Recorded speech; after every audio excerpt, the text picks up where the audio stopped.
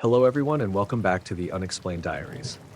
Here on this channel I share real-life encounters with beings from beyond the skies to help you unwind and drift off to sleep. Before we dive in, I would love to hear from you. Leave a comment and let me know where you're tuning in from. Now, find a comfortable spot, relax, and let's begin. I noticed it because it didn't match the rest of the sky. I'd driven out past the last bit of town, out toward a stretch of open land where there's nothing but low grass and a few dirt tracks. I go there sometimes when I can't sleep. It's darker than anywhere near the houses, and you can actually see the stars properly. My name's Callum. I'd been out there maybe 20 minutes already, leaning against the side of my car, just looking up. It was cold but clear.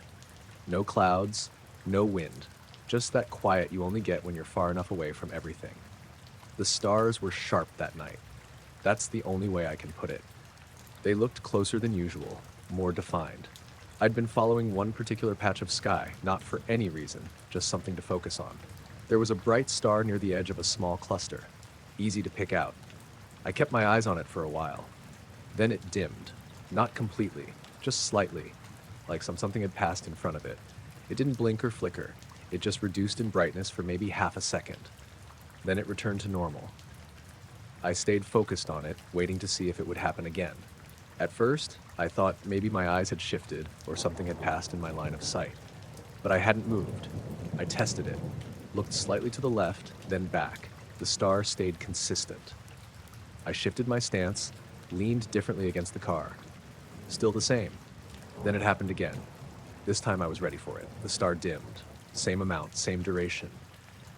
Then it came back. I felt that small, uneasy kind of curiosity kick in. Not fear, just something wasn't lining up. I looked around the rest of the sky. Other stars were steady, no planes crossing, no satellites that I could see. Everything else was normal. I went back to that same star, focused on it again. A minute passed, then it dimmed again. This time I noticed something else. It wasn't just the star itself. A very small area around it seemed to shift slightly, like the darkness around it thickened for that moment. Then it snapped back. I pushed off from the car and stood upright, staring directly at it, trying to keep my eyes locked. It's harder than it sounds. Your vision drifts slightly without you realizing it. I kept correcting, trying to hold that exact point. Then it happened again, but this time it lasted longer, maybe a full second. The star dimmed, and that faint shift in the surrounding darkness was clearer, like something thin and transparent had moved across it, not blocking it completely, just reducing the light. I looked for movement after it passed. There was none. Nothing trailing away, nothing continuing across the sky, just that one moment. Then normal again. I felt a chill then, but not from the cold. More like a realization. Whatever was causing it wasn't moving across the sky in a visible way, at least not like anything I recognized. I glanced down for a second, rubbed my eyes, then looked back up. Tried to find the same star again. It took me a moment. Everything looked slightly different when I came back to it. But I found it. Still there, still bright. I waited. Nothing happened for a while. Then just as I was about to give up on it, it dimmed again. Same pattern, same duration. But this time I caught something at the edge of it. Not a shape exactly. More like a slight distortion, as if the space around that point wasn't behaving normally. I stepped away from the car completely now.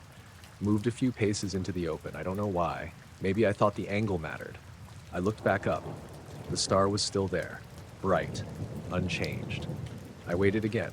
This time I noticed something else. The silence.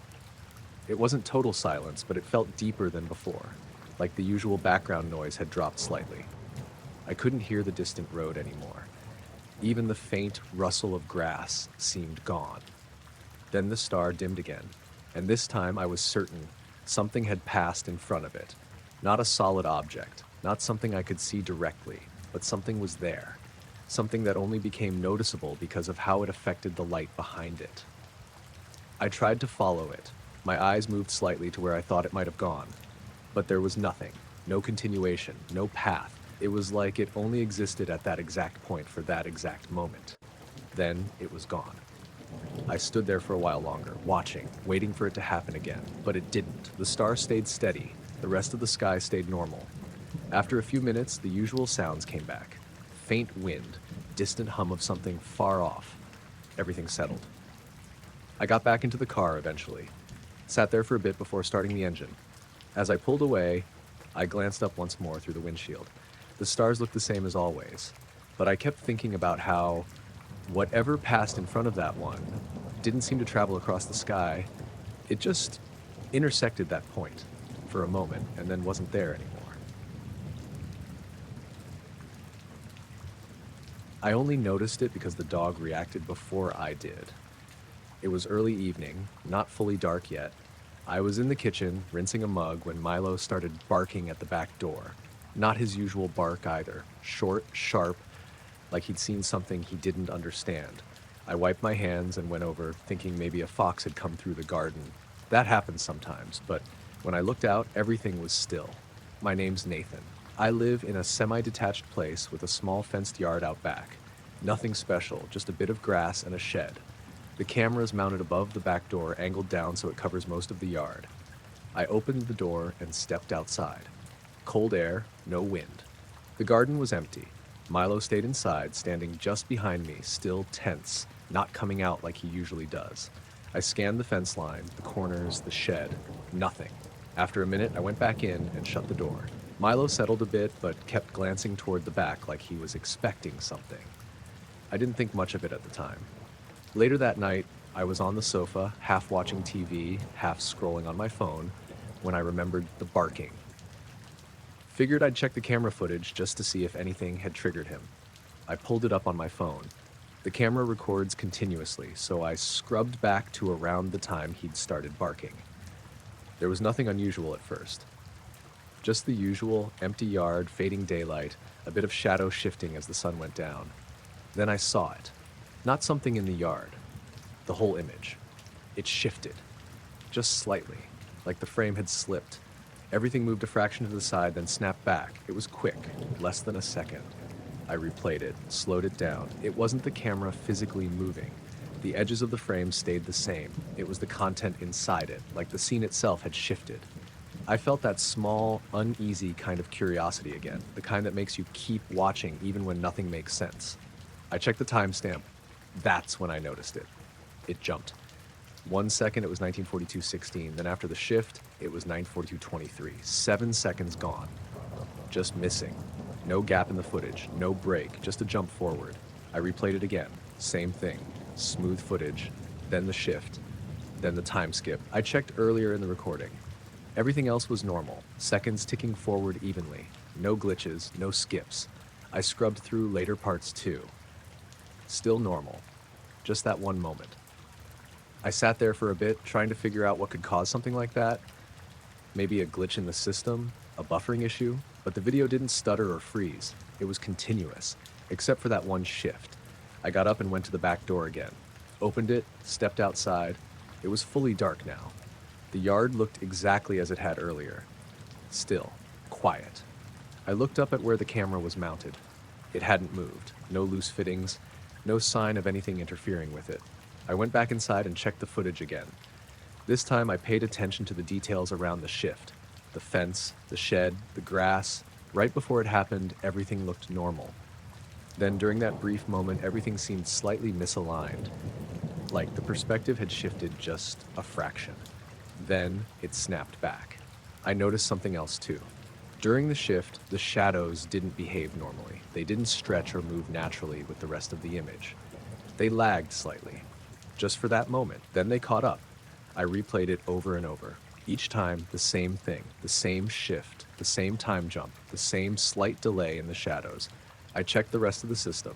No errors, no notifications. Everything else had recorded normally. I even checked the front camera. Nothing unusual there. Just the back one. Just that moment. I thought about what Milo had done. The way he'd barked, the way he hadn't wanted to go outside. I tried to match the exact time of his reaction with the footage. It lined up, right around that shift. I turned the sound on for the recording. Usually it doesn't pick up much, just faint ambient noise, wind, distant cars. At the moment of the shift, there was nothing. Not silence exactly, just absence. Like the background noise dropped out completely for that fraction of a second. Then it came back. I leaned back on the sofa, staring at the screen, trying to make sense of it. A glitch could explain the video, maybe even the timestamp, but not the way the image behaved, not the way the shadows lagged, and not the way the sound dropped out at the same time. I left the footage paused on the frame just before the shift. The yard looked normal, still, empty. But knowing what came in the next fraction of a second, how everything would slip slightly out of place, made it feel like I was looking at something that wasn't as stable as it seemed. Like for those missing seconds, whatever the camera was pointed at wasn't quite aligned with how it should have been. I noticed it because it matched my steps. I was walking home late, cutting through a long stretch of quiet road that runs behind a row of warehouses. It's not somewhere I usually go, but I'd stayed later than planned at a friend's place, and it shaved about 10 minutes off the walk. My name's Marcus. I've done plenty of late walks, so being out at that hour didn't bother me. It was just after midnight, maybe closer to 1. Cold, dry air, no wind, and that kind of silence where your footsteps sound louder than they should. I had my hands in my jacket pockets, head down a bit, just following the pavement. That's when I heard it. A low tone. Not loud, just there. At first I thought it was coming from one of the buildings, maybe some kind of machinery still running inside, but it didn't sound like anything mechanical I could place. It was smooth, steady, no rhythm, just a constant note. I kept walking. The sound stayed exactly the same. Didn't get louder or quieter as I moved, didn't shift direction. It didn't echo either, which I noticed after a few seconds. The road has these long, flat walls on one side, and normally even a small sound bounces a little. This didn't. It felt like it was just above me. Not coming from a point, more like it was spread out. I slowed down slightly, listening. The tone stayed steady. Same pitch, same volume. I looked up. The sky was clear, dark, a few stars visible, nothing unusual, no planes, no lights, nothing that could explain it. I kept walking. After a few more steps, I started noticing something odd. The tone seemed to shift very slightly when my pace changed. Not in pitch exactly, more like it stretched or compressed. I sped up a bit. It felt tighter, closer. I slowed down, it relaxed again. That's when I stopped completely. And it cut out, not faded, not reduced, just gone. The silence that replaced it felt heavier than before, like something had been filling the space and then suddenly wasn't. I stood still for a few seconds, waiting. Nothing, no tone, just my breathing and the faint sound of something far off, maybe a car miles away. I took one step forward. The tone came back instantly. Same note, same volume, like it had been paused. I froze again, gone. I moved again, back, forward. Each time I moved even slightly, it came back. Each time I stopped, it vanished. I stood there in the middle of the road, testing it. Small steps, larger steps, even just shifting my weight. As long as I was moving, it was there. The moment I became completely still, it stopped. I looked around again. The buildings were dark, no lights in any windows, no movement, no sign of anything running or active. I even walked closer to one of the warehouse walls, thinking maybe the sound was reflecting in some weird way. It didn't change, didn't get louder near the wall, didn't echo. Still just above. I stepped off the pavement and onto the gravel edge. The crunch under my shoes was loud in the silence, but the tone sat above it, unchanged. Then I tried something else. I started walking faster, not running, but a quick pace. The tone followed exactly, no delay, no buildup. It was just there, perfectly matched to my movement. I slowed down again. Same thing. Then I stopped suddenly. The silence hit immediately. That instant cutoff started to feel wrong, not natural. Even sounds from machines take a fraction of a second to wind down. This didn't. It was either fully there or not at all. I felt this weird pressure in my chest then. Not pain, just tension. Like I was being watched, but not in the usual sense. More like something was aware of my movement specifically. I started walking again, but this time I didn't look up. I kept my eyes on the ground, focusing on getting through that stretch. The tone stayed above me, constant, flat. At one point I passed under a streetlight that actually worked, one of the few on that road. The light flickered slightly as I stepped into it, and for a moment the tone seemed to thin out. Not disappear, just become less solid. Then as I stepped past the light, it returned to normal. I didn't stop that time. I just kept walking. Faster now. The tone kept up. Always the same distance above me. Always the same volume. No matter how I moved. When I finally reached the end of that road and turned onto a busier street, I slowed down again. There were lights, a couple of parked cars, more ambient noise. I stopped. The tone cut out again, but this time it didn't come back when I moved. I walked a few steps, nothing. I walked faster, still nothing. It was just gone, like it had been limited to that one stretch. I turned back once, looking down the road I'd come from. It was empty, dark, completely normal. But the way the sound had behaved, like it was tied directly to my movement and how it only existed when I was in motion, it didn't feel like something external. It felt like something reacting.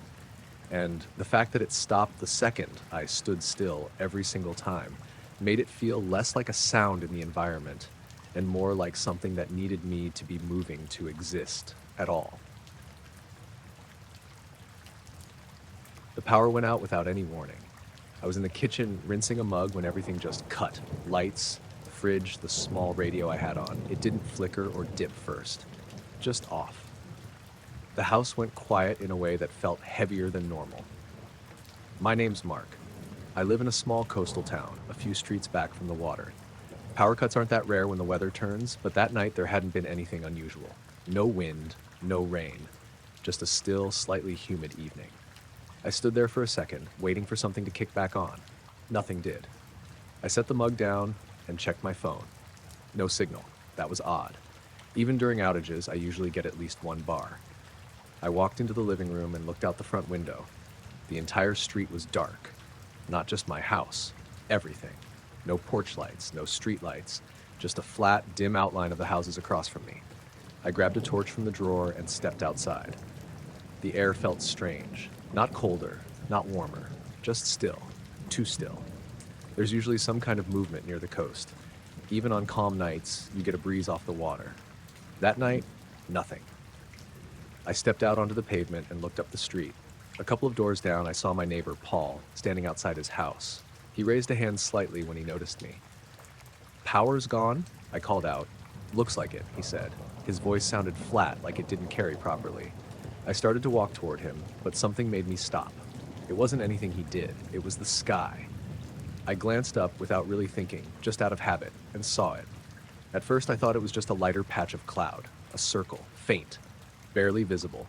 But as I looked closer, I realized it wasn't part of the cloud pattern. It was separate, a soft, circular glow like a ring, sitting within the clouds, not bright, just enough to define the shape. I stared at it, trying to make sense of what I was seeing. The edges weren't sharp, more like a gentle boundary where the cloud was slightly brighter. I took a step forward into the road, tilting my head back. "Paul," I said, not taking my eyes off it, "do you see that?" There was a pause. "See what?" "The sky, right above." I stopped, because as I said it, the glow seemed to shift, not move, just adjust, like it became clearer once I focused on it. Paul stepped closer to the edge of his drive. "I don't," he started, then stopped. "Wait!" I glanced at him. He was looking up now, too. "Yeah," he said quietly. "I see it." We both stood there, staring. The circle didn't expand, didn't drift with the clouds. It just stayed there, perfectly still. The rest of the sky looked normal, clouds moving slowly, barely noticeable. But that circle, it didn't move with them. It stayed fixed, as if it was independent of the clouds themselves. I took another step forward, out into the middle of the road. The surface under my feet felt slightly warmer than it should have. Not enough to be obvious, just enough to notice if you were paying attention. I kept my eyes on the circle. It didn't change brightness, didn't pulse, just held that same faint glow. I tried to judge how big it was. It was hard. Without a clear reference, it could have been small and close or huge and far away. But something about it made it feel large. Much larger than it looked, like the edges were only part of it. "Is that light?" Paul asked. I didn't answer right away, because it didn't behave like light. It didn't illuminate anything. The ground stayed dark, the houses stayed in shadow, even the clouds around it didn't brighten. It was just there, visible but not affecting anything. We stood there for what felt like a long time, neither of us speaking, just watching. At some point I noticed the sound, or rather the lack of it. No cars, no distant hum of anything. Even the usual background noise of the town felt muted. I shifted my weight slightly. The gravel near the edge of the road made a faint crunch, but it sounded dull, like the sound didn't travel properly. I looked back up. The circle was still there, unchanged. Then, slowly it began to fade. Not shrink, not move, just lose intensity. The edges softened further, blending into the surrounding cloud. I took a step forward without thinking, as if getting closer might make a difference. It didn't. The glow continued to fade, until it was barely distinguishable from the rest of the sky. Then it was gone. The clouds looked normal again, uniform, no shape, no pattern, just gray. I stood there, staring at where it had been, waiting for it to come back. It didn't. A few seconds later, the streetlight at the corner flickered, then came on. One by one, lights started to return along the road. Houses lit up. The faint hum of electricity came back. Paul let out a breath. "What the hell was that?" he said. I didn't answer. I was still looking at the sky. It looked completely normal now. No trace of anything. I went back inside after a bit. The power was fully back. Everything in the house worked as it should. I checked my phone again. Signal had returned. I even looked up local outages later. There had been one brief, affecting a few streets. Nothing unusual reported. But that circle, the way it formed without affecting anything around it, and how it stayed perfectly still while the clouds moved, it didn't feel like something in the sky.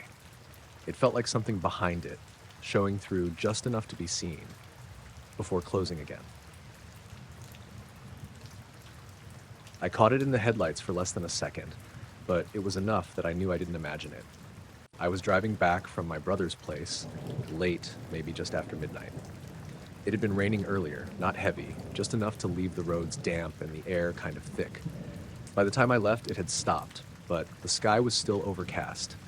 Low clouds, no stars. My name's Leah. I've driven that stretch of road more times than I can count.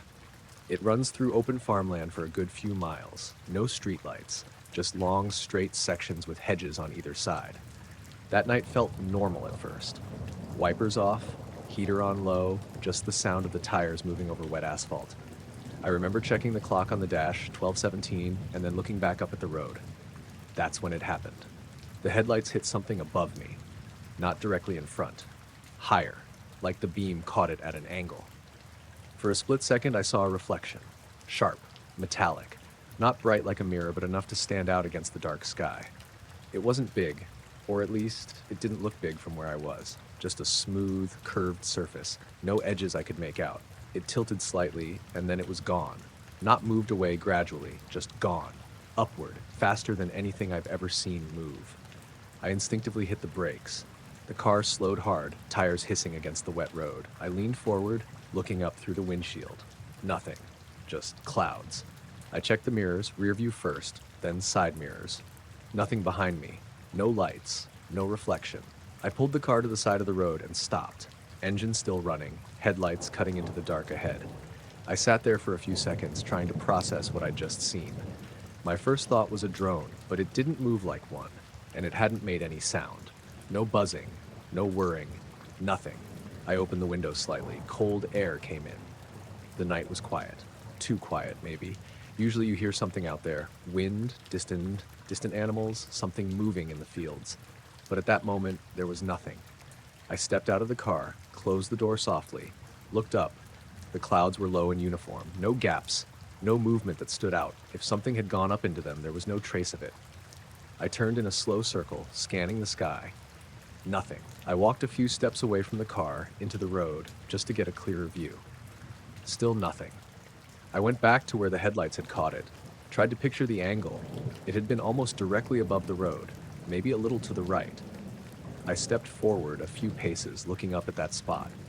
That's when I noticed something else. The air didn't look right. It's hard to explain. It wasn't visible in a clear way, but there was a slight distortion, like the space above the road had just settled. Not moving, just slightly off. I blinked a few times, trying to focus on it. It didn't hold. The longer I looked, the more it seemed normal. I backed up slowly, returning to the car. As I got closer, I noticed the inside lights were dimmer than usual. Not off, just lower. I hadn't touched anything. I opened the door and got back in. The dashboard lights flickered slightly as I sat down, then returned to normal. I checked the clock again. 12:21. That didn't make sense. It had only felt like a minute or two. I looked at my phone. Same time. I sat there, engine idling, staring at the road ahead, trying to figure out if I'd just lost track of time. But it didn't feel like that. It felt like I'd been standing there for maybe 2 minutes, not 4. I shook it off and pulled back onto the road, started driving again, slower this time. Eyes constantly flicking upward, scanning the sky. Nothing else happened for a while. Just the road, the hedges, the occasional bend. But something felt off. Not in the sky, in the way the headlights hit things. Every now and then I'd catch a reflection off something, wet leaves, fence posts, and for a split second it would feel too sharp, too clean, like it didn't belong. Each time I'd tense up, expecting to see that metallic surface again, but it never appeared. About 10 minutes later, I passed a small lay-by. There's a sign there, just reflective, catches the headlights pretty strongly. As I drove past it, the reflection hit the windshield, and for just a moment, it split, like there were 2 reflections instead of 1, offset slightly. Then it snapped back to normal. I checked the mirrors again. Nothing behind me. I didn't stop that time, just kept driving. Hands tight on the wheel. The rest of the way home felt longer than usual. Every shadow looked wrong. Every reflection felt like it might turn into something else. When I finally pulled into my driveway, I sat there for a minute before turning the engine off. The house looked normal, lights off, everything quiet. I looked up at the sky one last time. Still overcast, no movement, nothing out of place. But that reflection, the way it caught the headlights and how it tilted before it vanished, it didn't feel like something passing overhead. It felt like something had been there already, just outside of sight, and for a second, the light hit it in the exact way needed to make it visible, before it corrected itself and moved out of reach. It went quiet so suddenly I thought my ears had popped. I was halfway through unzipping my sleeping bag when it happened. 1 second there were the usual sounds, wind brushing through the trees, something small moving in the undergrowth, the faint crackle from the fire I'd just put out. Then, all of it dropped out at once. Not faded, not reduced, just gone. My name's Tyler. I'd hiked out earlier that day and set up camp a few miles off a trail I know pretty well. It's not deep wilderness, but far enough that you don't hear roads or see other people at night. I froze where I was, one hand still on the zipper. The silence didn't feel normal. It wasn't just the absence of noise, it felt like pressure, like something was pushing in on the space around me. I stayed completely still, listening. Nothing. No wind. No insects, not even the distant creak of branches. I slowly straightened up and looked around. The trees stood exactly as they had before, tall, close together, barely moving. The sky above was dark, only small gaps between branches showing any stars. Everything looked the same, but the silence didn't match it. I took a step forward. The ground should have made some noise, dry leaves, twigs, but I didn't hear anything. I felt it under my boots. I saw the movement, but there was no sound. That's when it started to feel wrong in a way I couldn't explain. Like I wasn't just in a quiet place, like something had been removed. I turned slowly, scanning the trees, trying to see if anything else had changed. That's when I noticed the shimmer. It was faint. So faint I almost missed it. A distortion between 2 trees about 20 feet ahead. At first I thought it was just my eyes adjusting, but it moved. Not like something physical moving through the space, more like the air itself shifting, like heat rising off a surface, except it wasn't rising. It moved horizontally, a slow, steady drift between the trunks. I focused on it, trying to get a better look. The shimmer didn't have a clear edge, but it bent the shapes behind it. The tree trunks looked slightly warped through it. The gaps between branches stretched and then snapped back as it passed. I didn't move, didn't even breathe properly. I just watched it. It kept moving. Same pace, same direction, no sound, no disturbance to anything around it. The leaves didn't react, the branches didn't sway. It just passed through. For a moment, it moved closer. Not directly toward me, just across my line of sight. The distortion became clearer then, like looking through uneven glass. I had this strong feeling I shouldn't move. Not out of fear exactly, more like instinct. Like moving might draw attention to me. The shimmer continued past, between more trees, still that same slow, steady movement. Then it paused. Just for a second. In a space where the trees opened up slightly, it held there. The distortion more concentrated now, like the air in that spot was thicker. Then it moved again. Same direction, and then it was gone. Not faded, not disappeared into the distance, just no longer there. The space it had occupied snapped back to normal. The trees looked straight again, the gaps between branches returned to how they should be, and then the sound came back. All at once. Wind in the trees, a distant rustle, the faint crackle from the fire pit. Even the sound of my own breathing seemed too loud. I exhaled without realizing I'd been holding it. Took a step back. This time, I heard it. Leaves crunching under my boots. Normal, everything normal. I looked around again. Nothing out of place. No sign of the shimmer, no indication anything had passed through. I stayed standing there for a while, trying to make sense of it, but there was nothing to connect it to. No explanation that fit what I'd seen. Eventually, I zipped up the sleeping bag and got inside the tent. I didn't put the light on, just lay there in the dark, listening. The forest sounded like it always does at night. Unpredictable but familiar. Every now and then I'd hear something shift outside and tense up, half expecting the silence to drop again, but it didn't. The sounds stayed, the wind kept moving, everything continued as normal. But the way it had all stopped, at the exact same moment. And how that shimmer had moved through without touching anything, it didn't feel like something passing through the forest. It felt more like the forest itself had paused, just long enough for something to move through it, and then started again like nothing had happened.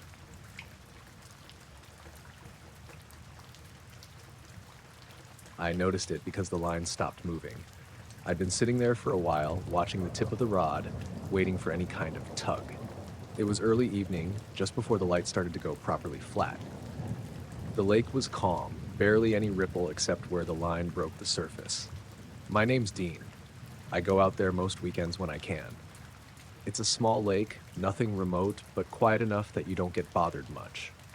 A few other people sometimes, but that day I was alone on that side. I remember checking the line because it had gone completely still. Not just no bites, completely still. Even when there's nothing going on, the water usually shifts a bit. Wind, insects, something. But right around where my line was, the surface looked flat, like a patch of glass. I leaned forward slightly, trying to see if I'd snagged something below. That's when I saw it. A faint glow under the water. Not bright. Just enough to notice once your eyes adjusted. It was maybe a couple of feet beneath the surface, directly below where the line disappeared. At first, I thought it was sunlight catching something. Maybe a pale rock or a bit of trash reflecting light. But the sun was already low, behind me, and the angle didn't line up. The glow didn't shift with the surface either. It stayed perfectly still. I stood up slowly, keeping my eyes on it. The rest of the lake looked normal. Small ripples, bits of movement here and there, but that one area, completely calm, and the glow underneath it just there. I took a few steps closer to the edge. The ground was damp, soft under my boots. I crouched down slightly, trying to get a better angle. The glow didn't change, didn't flicker, didn't react to my movement. It had no clear shape. Just a soft, pale patch of light. I pulled the rod up a little just to see if the line would move. It lifted cleanly. No resistance. No snag. The line came free, but the glow stayed exactly where it was. That's when it started to feel wrong. Because if it had been something on the line, anything physical, it should have moved, but it didn't. It wasn't connected to anything I was doing. I reeled the line in slowly, keeping one eye on the water. The hook came up empty. No debris, no fish, nothing.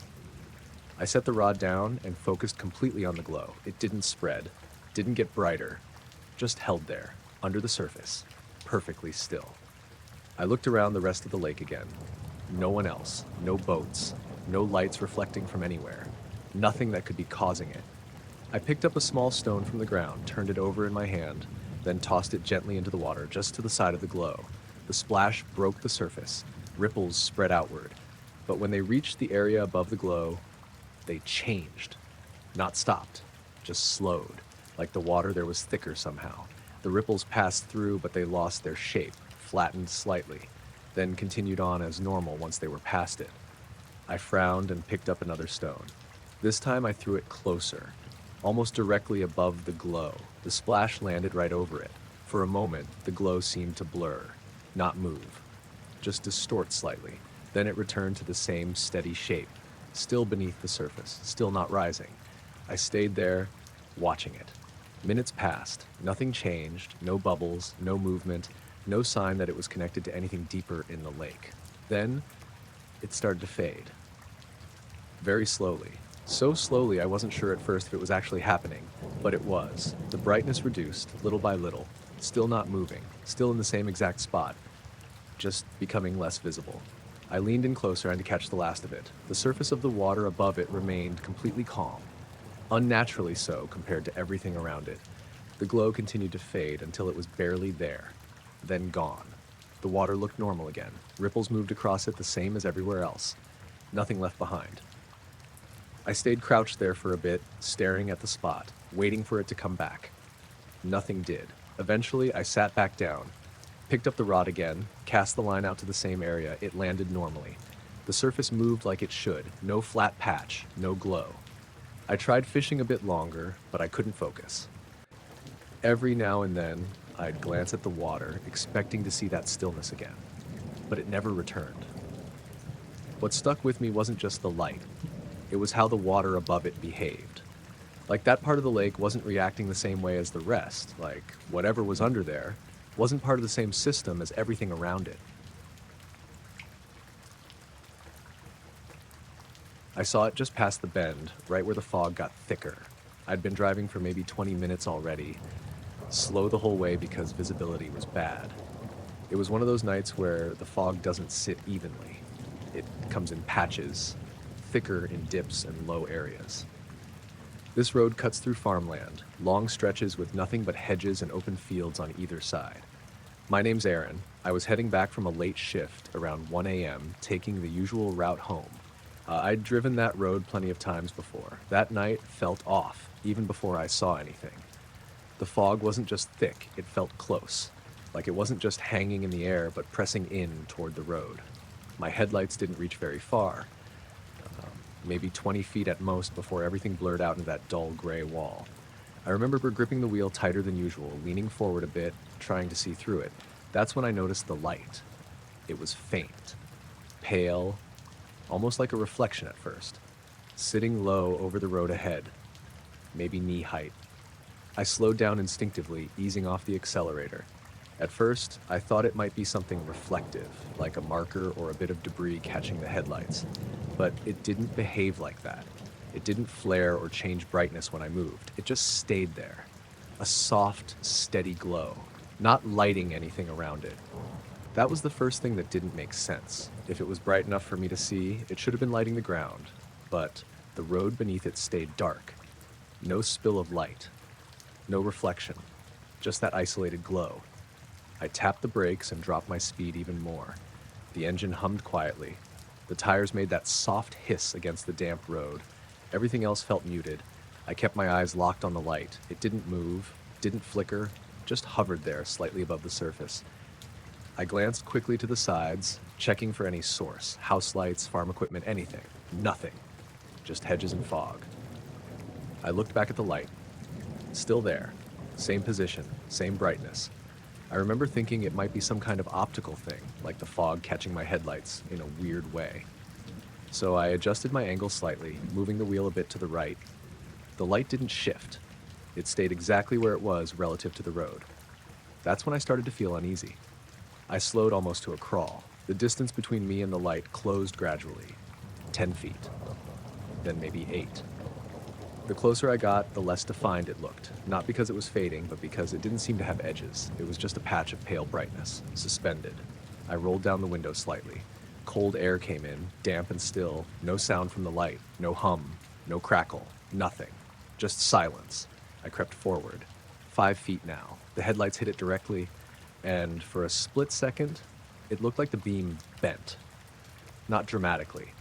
Just enough that I noticed something off. Like the light from the car didn't pass through it cleanly. Then it happened. The glow started to thin out, not move, just lose itself, like fog absorbing it. It didn't shrink or drift away, it just became less visible, fading into the fog around it. Within a second or two, it was gone. The space where it had been looked exactly like the rest of the road, just fog and darkness. I kept rolling forward slowly, heart beating harder than it should have been. I passed through the spot where it had hovered. Nothing.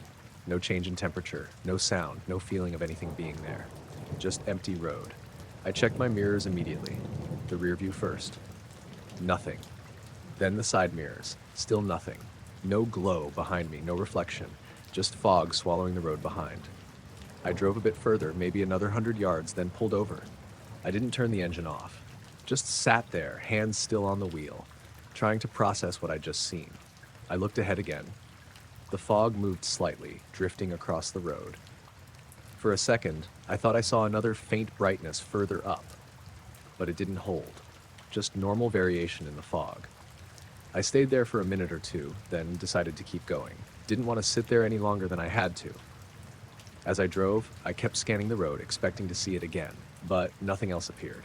The rest of the drive was normal. Fog thinned out eventually as I got closer to town. Streetlights came back, other cars, everything felt grounded again. When I got home, I sat in the driveway for a bit before going inside, just thinking about how it had looked. That glow, the way it didn't light anything around it, and how it didn't move when I approached. It just let me come to it, then disappeared exactly when I got close enough to really see it. Like it wasn't meant to be observed up close, or like it only existed at a distance, right at the edge of where you can make sense of what you're looking at. I noticed it because the road didn't look straight for a second. It was late, around 2:15 a.m., and I was heading back from a job in a small industrial area about 40 minutes from home.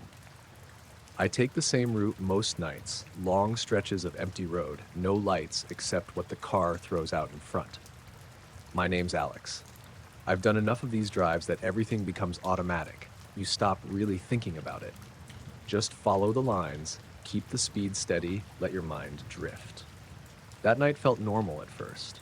Cold, clear, no wind. The kind of night where the sky looks deeper than usual.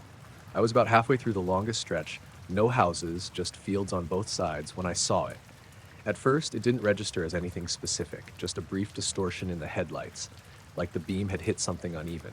But there was nothing there. No debris, no animal, no sign, just empty road. Then it happened again. A fraction of a second.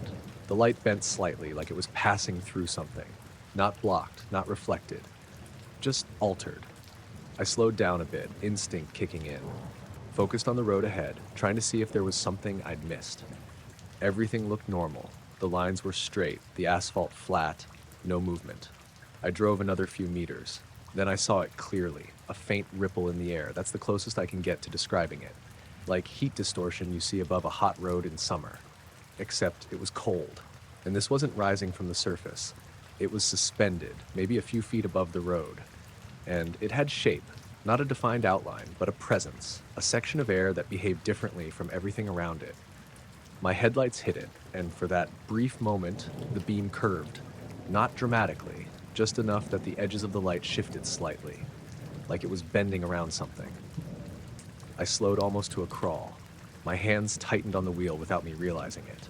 The ripple stayed in place. Didn't move with the wind, there wasn't any. Didn't react to the car, just there.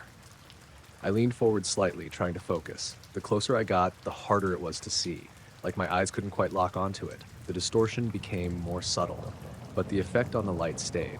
Then, just as I was about to reach it, it vanished. No fade, no movement away, just gone. The headlights went back to normal. Straight, even beam. Nothing in the air, nothing on the road. I stopped the car completely, sat there in the middle of the road, engine idling, lights on, staring at the spot where it had been. Nothing. I opened the window. Cold air came in. No sound. No wind. No indication that anything had been there at all. I turned the wheel slightly, angling the headlights across the road, swept the beam back and forth, trying to catch any sign of it again. Nothing. I got out of the car. The road felt solid under my feet. Normal. I walked forward slowly, eyes fixed on the air in front of me, looking for any sign of distortion, anything that didn't match the rest. There was nothing. The air looked completely still, clear. I stood there for a minute or two, listening, waiting. But nothing happened. I got back in the car and started driving again, slow at first, eyes constantly scanning ahead. Every few seconds, I expected to see it again. Another ripple, another bend in the light, but the road stayed empty, perfectly normal. After a while, I picked up speed again, trying to convince myself it was just my eyes, a trick of the light, maybe fatigue, but it didn't feel like that. because I'd seen the way the headlights reacted. Not just what I thought I saw, but how the light itself changed. A few miles down, I noticed something else. The interior of the car felt slightly off. Not colder, not warmer, just different, like the air pressure had shifted slightly. I swallowed. My ears popped faintly. Then it went back to normal. I glanced at the mirrors. Nothing behind me, no headlights, no movement, just empty roads stretching back into darkness. I kept driving, eventually reached the outskirts of town. Streetlights came back, other cars, normal life. But even under the lights, I kept thinking about that ripple, how it hadn't reflected anything, hadn't blocked anything, just bent the light. Like it was something present, but not fully there. And the way it disappeared, not moving away, just no longer existing in the space I was looking at. Now, whenever I drive that stretch, I don't just watch the road, I watch the air above it. Because for that moment, there was something in front of me, and the only reason I saw it at all was because my headlights reacted to it. I woke up because something felt off, not because of a sound. It was still dark in the room, but not completely. There was a faint glow near the foot of the bed, low and steady, like something small was lit up on the floor. I stayed still for a second, trying to figure out what I was looking at. Then I realized it was my phone. Face up on the floor, screen on. That didn't make sense. I always left it on the bedside table, plugged in. Same spot every night. I reached over without thinking and felt around. Charger cable was still there, unplugged, lying across the table. I sat up slowly. My name's Daniel. I live in a second-floor flat, just me. No pets, no one else with a key. The phone was about 2 feet from the bed, closer to the wardrobe than the table. It wasn't like it had just slipped off the edge either. It was placed flat, screen pointing straight up, still on. I got out of bed and picked it up. The screen was on the lock screen, but dimmed slightly like it had been that way for a while. No notifications, no apps open. The battery caught my attention next. It was at 6%. That didn't make sense either. I'd plugged it in before going to sleep. It should have been full or close to it. I checked the cable again. It wasn't damaged. The plug was still in the socket. I unlocked the phone. No recent apps, no open messages, no missed calls. Everything looked normal. I checked the screen time. It showed activity earlier in the night, a long block of it, from around 2:10 a.m. to just before 3. I checked the clock. It was 3:18 now. I had no memory of waking up, no memory of using the phone, nothing. I stood there in the dark, holding it, trying to piece it together. Maybe I'd woken up, checked something, then dropped it, but that didn't explain how it ended up so far from the bed, or why it wasn't plugged in anymore. I looked around the room. Everything else was normal. Wardrobe closed, door shut, curtains still drawn. I walked over to the door and opened it. The hallway was quiet, dark, no sign of anything out of place. I went back into the bedroom and turned on the light. The sudden brightness made everything feel more real, more normal. But the phone still didn't make sense. I checked the battery usage. It showed the screen had been on for most of that time. No major apps running, just the screen. I scrolled through the activity. Nothing unusual. No browsing history, no messages sent, no photos taken. Just time. I sat down on the bed, trying to think if I'd had a dream. Sometimes you half wake, do something, then fall back asleep. But this felt different. There was no gap I could recall. No fuzzy memory, just nothing. I put the phone back on the table, plugged it in again, watched it start charging. The screen went dark after a few seconds. I lay back down, but I didn't turn the light off straight away. Something about the room felt slightly off now. Not different in any visible way, just unsettled. After a minute, I reached over and turned the light off. The room went dark again. I stared at the ceiling, trying to relax. Then I noticed something else. The air felt warmer near my face, not the whole room, just a small area, like a patch. I shifted slightly on the pillow. The warmth stayed in the same spot. I moved again. It didn't follow me. It stayed fixed, like there was a small pocket of air that was different from the rest. I reached up with my hand, feeling around. There was a slight change, barely noticeable, but it was there. Then it faded, slowly, until the air felt the same again. I lay there for a while after that, not really moving, just listening. The usual sounds came back. Pipes, distant traffic, the building settling. Eventually, I must have drifted off again. When I woke up in the morning, everything looked normal. The phone was on the table, fully charged, exactly where I'd left it. I checked it again. The activity was still there. That block of time. Screen on, nothing happening. I checked the floor where I'd found it. No marks, no sign it had fallen or been dropped. Just the same carpet as always. I tried to recreate it in my head, getting up, unplugging the phone, walking over there, placing it down. But there was no reason for me to do that, and no memory of it happening. What stuck with me wasn't just the phone moving, it was how the screen had been on that whole time, like something had kept it active without actually doing anything on it. I noticed it because the corner of the ceiling didn't stay dark. I was lying on my back, not asleep, just staring up like you do when your brain won't switch off. It was late, probably around 3 a.m. The house was quiet. No TV, no traffic, just the occasional creak you get from old wood cooling down. My name's Leah. I live alone in a small terrace house. Nothing unusual about it. The bedroom faces the back and the curtains were fully closed that night. No light from outside, no street lamp bleed, nothing. That's why it stood out straight away, a faint glow, right along the edge where the wall meets the ceiling. At first I thought it was my eyes adjusting or maybe a car passing outside. You get that sometimes. Light sneaks through gaps in the curtains, moves across the ceiling for a second, then disappears. But this wasn't like that. It was too even, too soft. And it didn't come from one direction. It just appeared. A thin line of pale light running along the edge of the ceiling above my wardrobe. I stayed still, watching it, waiting for it to move the way outside light usually does. It didn't. It held there for a second or two. Then it started to slide, not fast, slow, steady, following the line where the ceiling met the wall, like something was tracing the room from above.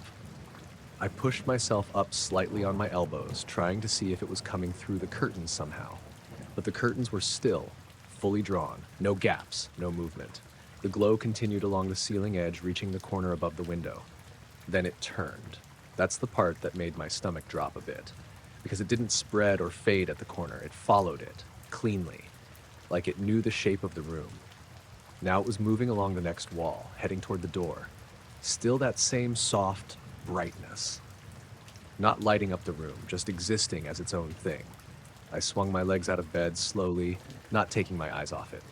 The floor was cold. I stood up, keeping a bit of distance from the wall. Watching it move, I tried to see where the light was coming from. There was no visible source, no beam, no reflection, just that line, sliding along the ceiling edge. When it reached the corner above the door, it paused. Only for a second. Then it continued. Same pace, same smooth movement.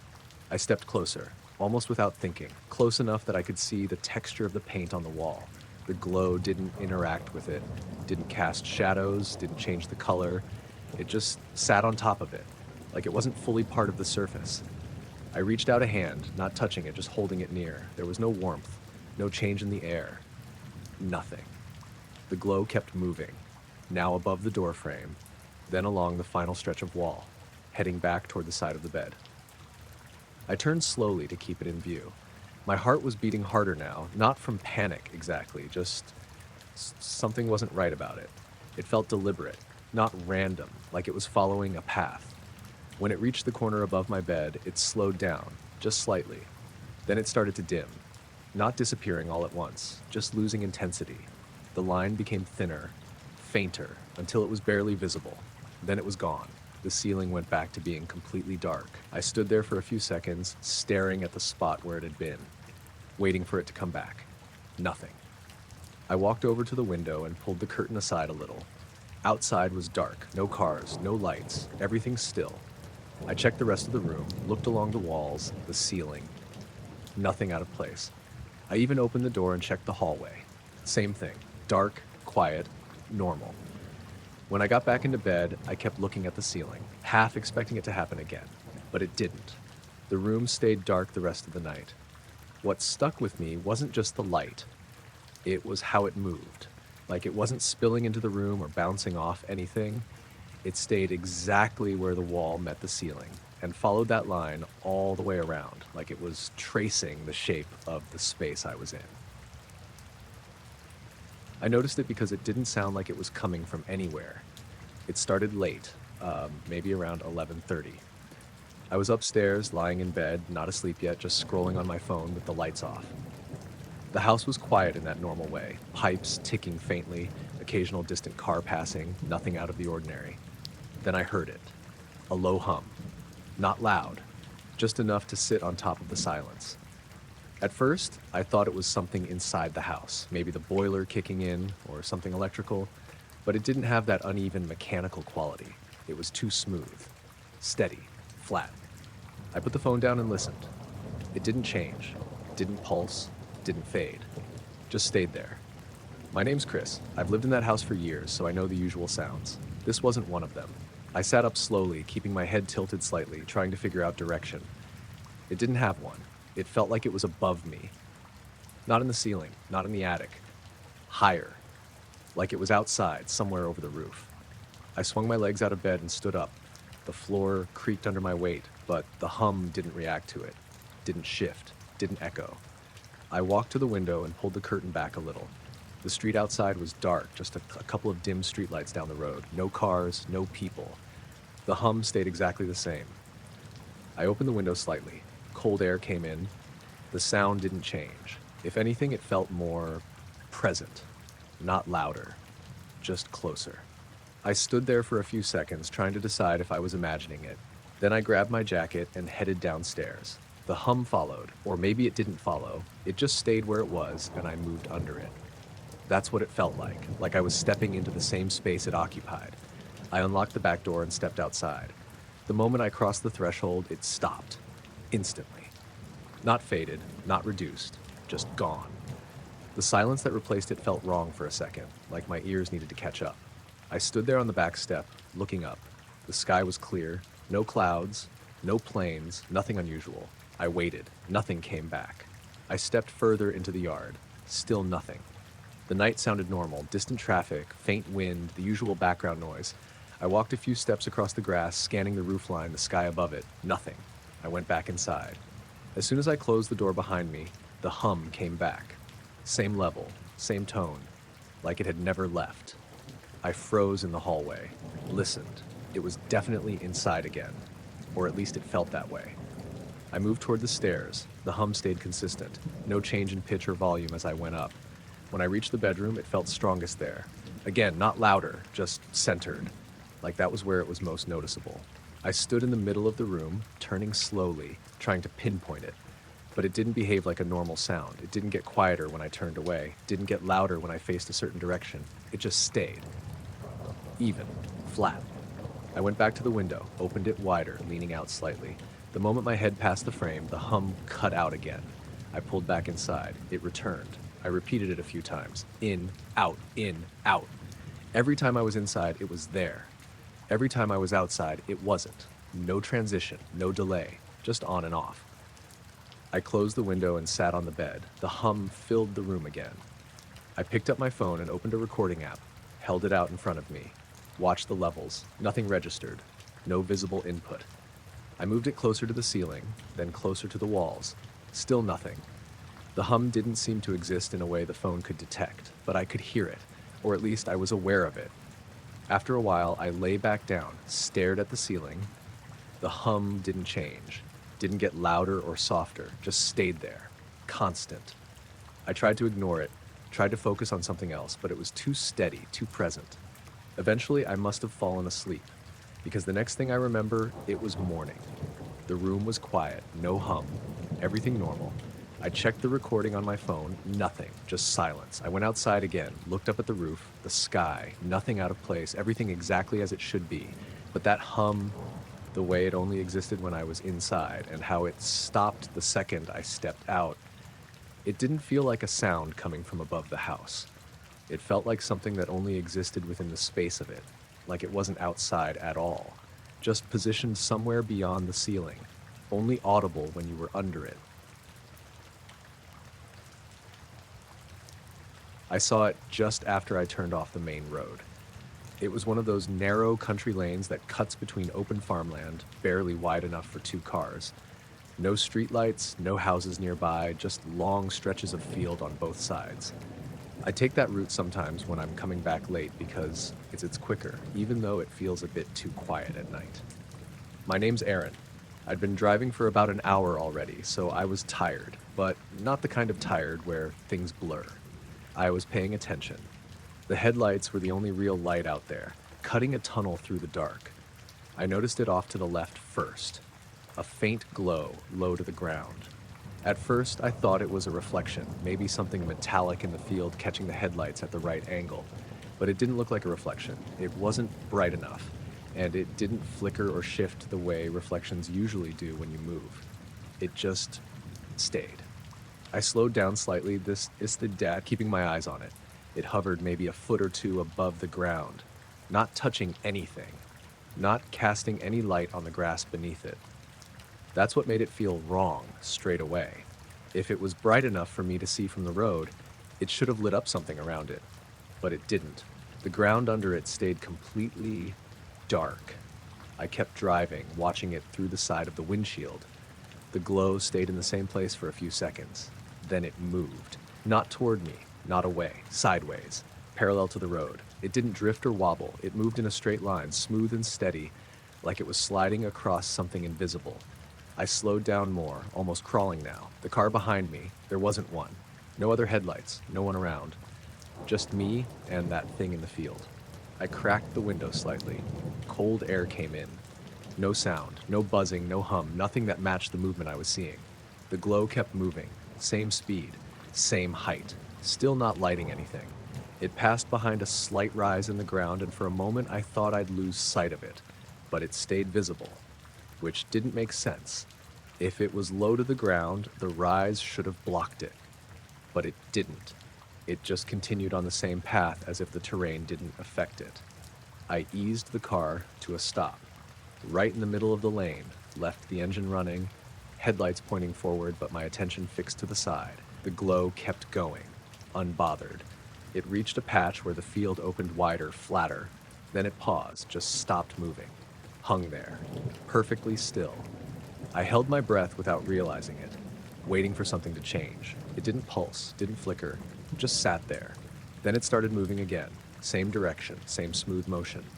I got out of the car. The gravel crunched under my shoes, loud in the silence. I stepped a few feet away from the door, keeping my eyes on it. From outside, it looked even stranger. There was no sense of depth to it, no clear edge, just a soft shape like a patch of light that didn't belong to anything. I tried to judge how far away it was. It was hard. It could have been 20 meters into the field, or further. There was nothing to compare it to. I took a step closer to the edge of the road. The glow didn't react, didn't change speed, didn't shift direction. It kept moving sideways like it hadn't noticed anything. Then, just as suddenly as it had paused before, it stopped again. I stayed still. The cold air made my hands stiff, but I didn't move. After a few seconds, it rose, not quickly, just a slow, straight upward movement. Still no light on the ground. Still no sound. It went up a few feet, then more, until it was above the level of the hedges. Then it dimmed, not fading out gradually, just reducing in brightness until it was barely visible. Then it was gone, no trace. The field went back to being completely dark. I stood there for a bit, staring at the space where it had been, trying to see if it would come back. Nothing, no movement, no light, just the empty field. I got back in the car, sat there for a moment before pulling away. As I drove, I kept glancing to the left, half expecting to see it again. But the field stayed dark, flat, normal. The rest of the drive was uneventful. Streetlights eventually came back as I got closer to town. Everything felt grounded again. But the thing that stayed with me wasn't just the glow itself. It was how it moved without affecting anything around it. No light on the ground, no shadows, no sound. Like it wasn't really part of the same space, just passing through it sideways. I woke up, already sitting halfway upright. I don't remember actually getting up. Just that feeling hit first, like I wasn't alone, and then I was there, staring toward the window. My name's Daniel. I live alone in a small house on the edge of a village. Nothing remote, but quiet enough that nights are usually dead still. I don't normally wake up like that.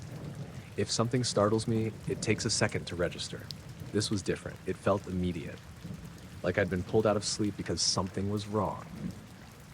I didn't move at first, just stayed there, eyes fixed on the curtains. They were slightly open, only by a few inches, but I always closed them fully before going to bed. I'm pretty particular about that.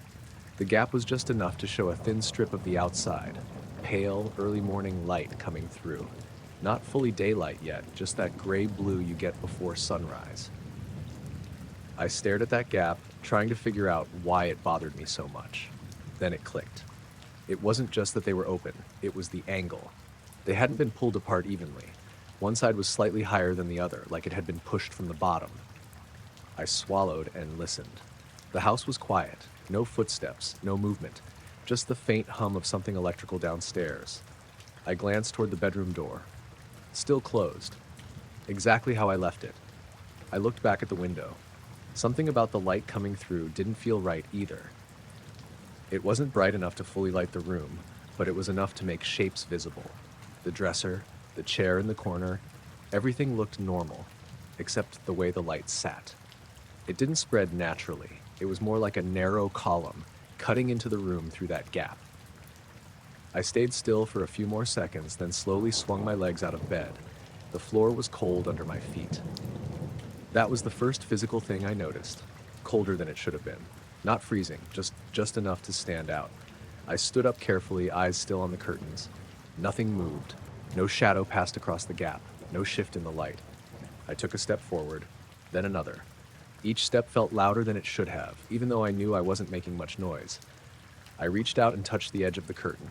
It felt slightly damp, not wet, just cool and heavier than fabric should be. I hesitated for a second, then pulled it open wider.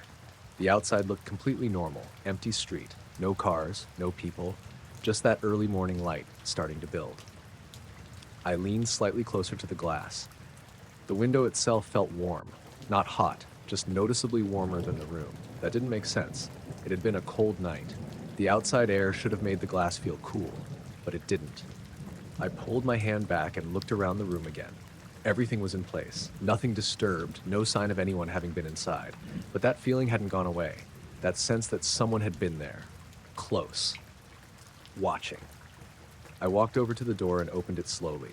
The hallway was empty, same dim light creeping in from downstairs. I stepped out and checked each room one by one. Living room, kitchen, bathroom, all normal, nothing missing, nothing moved. I went back upstairs and stood in the bedroom doorway, looking at the bed. The covers were slightly shifted, like I'd moved around in my sleep. But near the edge, right where I'd been lying, there was a slight indentation, deeper than the rest. I stared at it for a while, tried to convince myself it was just how the mattress settled. But it didn't look like that. It looked like pressure, like something had been there. I shook it off and went back to the window. The light outside had brightened a bit more now, normal daylight starting to take over. I checked the ground outside. No footprints, no sign of anyone standing near the house. I closed the curtains fully this time, made sure they met in the middle, evened them out. Then I stepped back. The room felt normal again, or at least closer to it. But there was one more thing. When I turned off the light later that night, I noticed something I hadn't seen before, a faint mark on the inside of the window. Not dirt, not a smudge exactly. More like a slight distortion, only visible at certain angles, about eye level, as if something had been very close to the glass, not touching it fully, but close enough to leave a subtle difference in how the light passed through. I stood there for a long time trying to get a better look at it, but the more I focused, the less clear it became, until eventually it just looked like normal glass again. I checked the curtains before going to bed that night, closed them tight, made sure they wouldn't shift. Then I lay down and stared at the ceiling for a while, waiting for that feeling to come back. It didn't. But I didn't fall asleep for a long time. And every now and then I caught myself glancing toward the window, not because I saw anything, just because it felt like something might still be on the other side, standing exactly where that gap had been, watching through it. I felt it before I saw anything. It was like when you're in a plane and your ears suddenly pop, except I was just standing in my driveway. No change in altitude, no reason for it. I stopped mid-step, hands still on the car door, and pressed my tongue to the roof of my mouth, trying to clear it. The pressure didn't go away. It built slightly, like something tightening inside my ears. My name's Elliot. This happened a few weeks ago, just after midnight. I'd gotten back late from a friend's place and was grabbing something from the car before heading inside. The night was quiet. No wind, no traffic, just that low, empty stillness you get in residential areas after everyone's gone to sleep. I stood there, head tilted slightly, waiting for the pressure. Instead, it shifted. Not painful, just wrong. Like my hearing had narrowed. I looked up without really thinking. That's when I saw the light.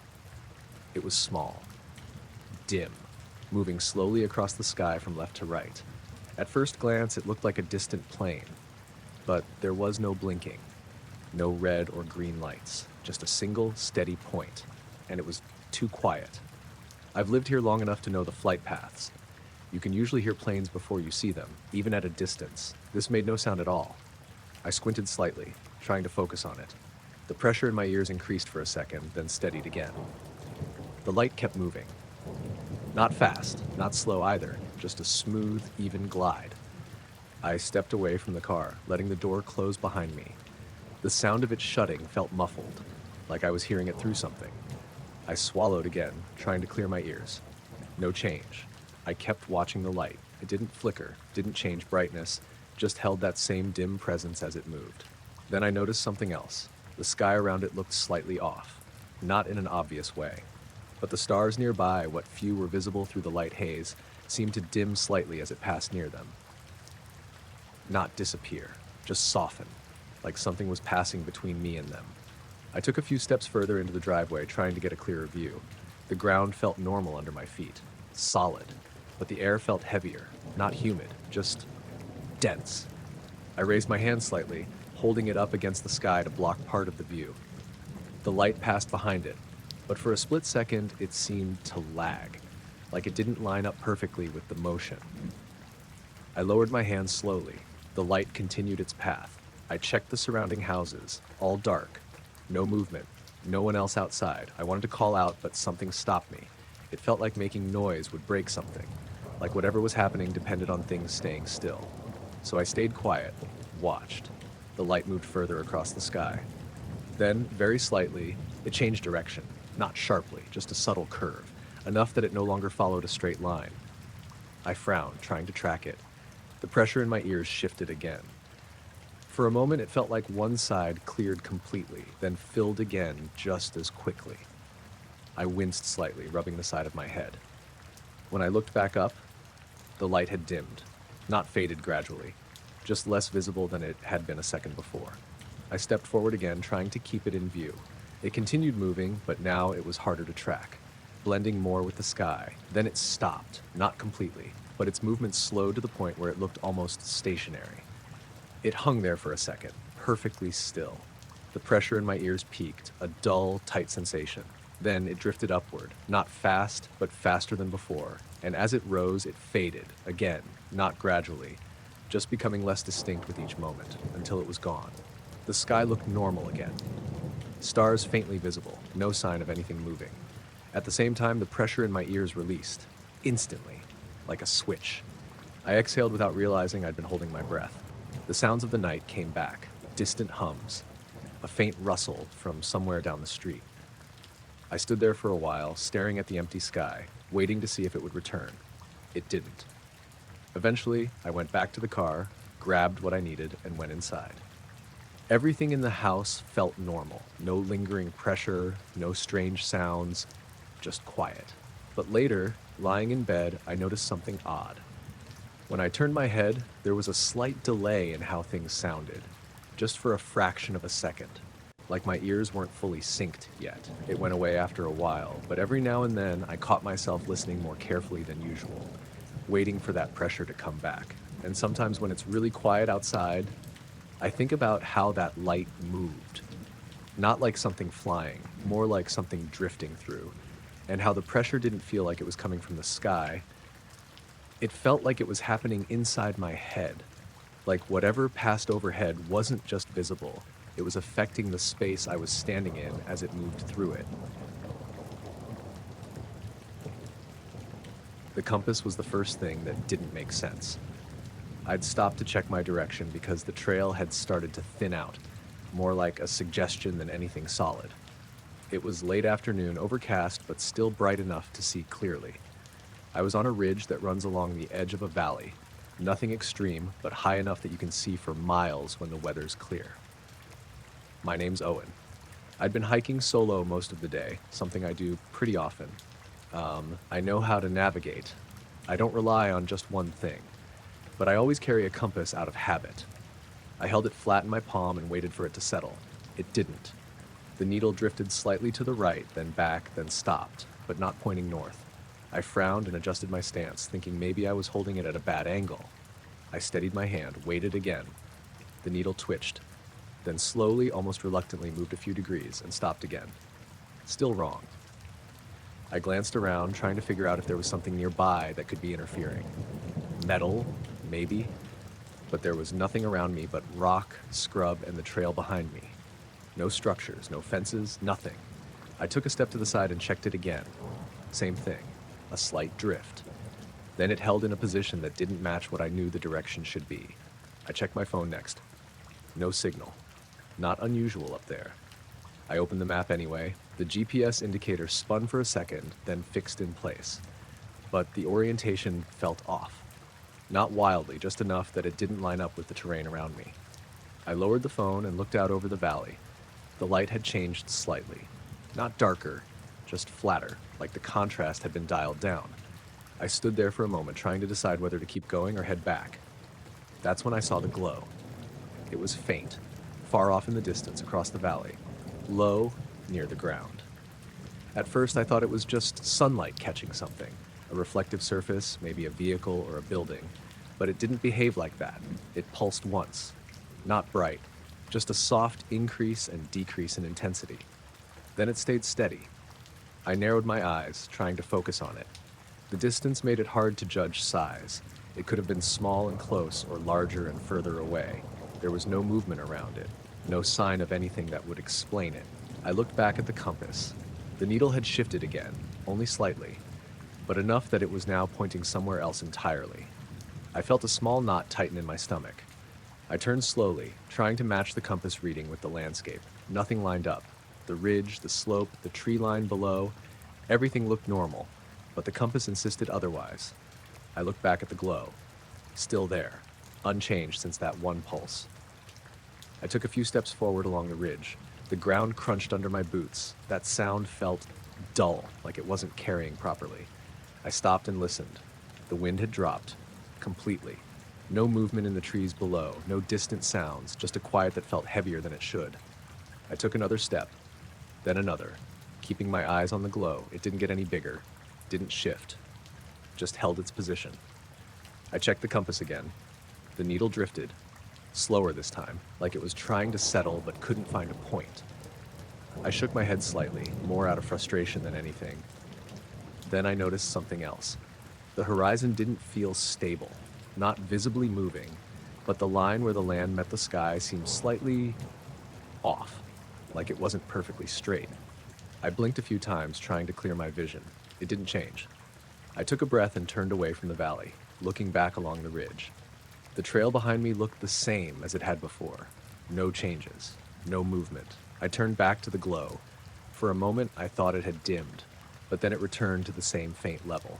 I checked my watch. It had been maybe 10 minutes since I first noticed the compass acting up. It didn't feel like that long. I took another step forward. The ground beneath me felt slightly warmer. Not hot, just different. I stopped again. The silence pressed in. No wind, no insects, nothing.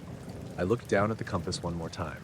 The needle had stopped moving, but it wasn't pointing anywhere meaningful, just fixed at an angle that didn't correspond to anything. I raised my head slowly. The glow pulsed again, once, same as before, soft, contained. Then it faded, not completely, just reduced slightly, then held there. I stood still watching it, waiting for something else to happen. Nothing did. After a while, I decided to turn back.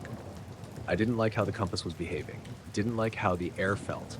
I started walking back along the ridge, keeping a steady pace. After a few minutes, I glanced down at the compass again. The needle snapped to north. Clean. Immediate. No drift. No hesitation. I stopped walking, looked back over my shoulder. The valley looked normal, the horizon straight again. the light back to how it should be. I searched for the glow. It was gone. No trace of it. I stood there for a bit, debating whether to go back and check. But something about the way everything had returned to normal so completely made me keep moving. I didn't stop again until I was well off the ridge, back on a clearer part of the trail. Even then, I kept checking the compass. It behaved perfectly, like nothing had ever been wrong. But every now and then, when I think back to it, what sticks with me isn't the glow or the compass on its own. It's how both of them changed at the same time, and then stopped. Like whatever had been out there only affected that one stretch of ground. And once I stepped out of it, everything corrected itself, as if I'd moved out of alignment with something I wasn't supposed to notice in the first place. I felt it through the seat first. It was a quick vibration, like someone had tapped the underside of the car.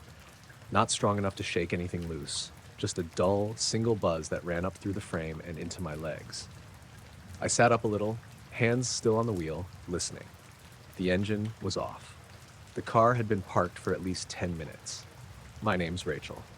I'd pulled into a small gravel lay-by just off a back road, the kind you pass without noticing unless you're looking for somewhere to stop. I'd been driving for a while and needed a break. It was late, around 2 a.m., and completely quiet out there. No houses nearby, no streetlights, just open land and a narrow stretch of road disappearing into the dark. I'd turned the engine off, leaned the seat back slightly, and was just sitting there, letting everything settle. That's when the vibration happened. I frowned and shifted my weight, expecting maybe it was something in the suspension settling, but nothing followed it. No second movement, no noise, just that single, brief pulse. I glanced down at the dashboard. Everything was off. Keys still in the ignition, but no electronics running. I waited a few seconds, then leaned forward, resting my hands on the wheel again. That's when I noticed the mirror. There was a faint glow above. Not in front of me, behind, reflected in the rearview mirror. I stared at it for a second, trying to place it.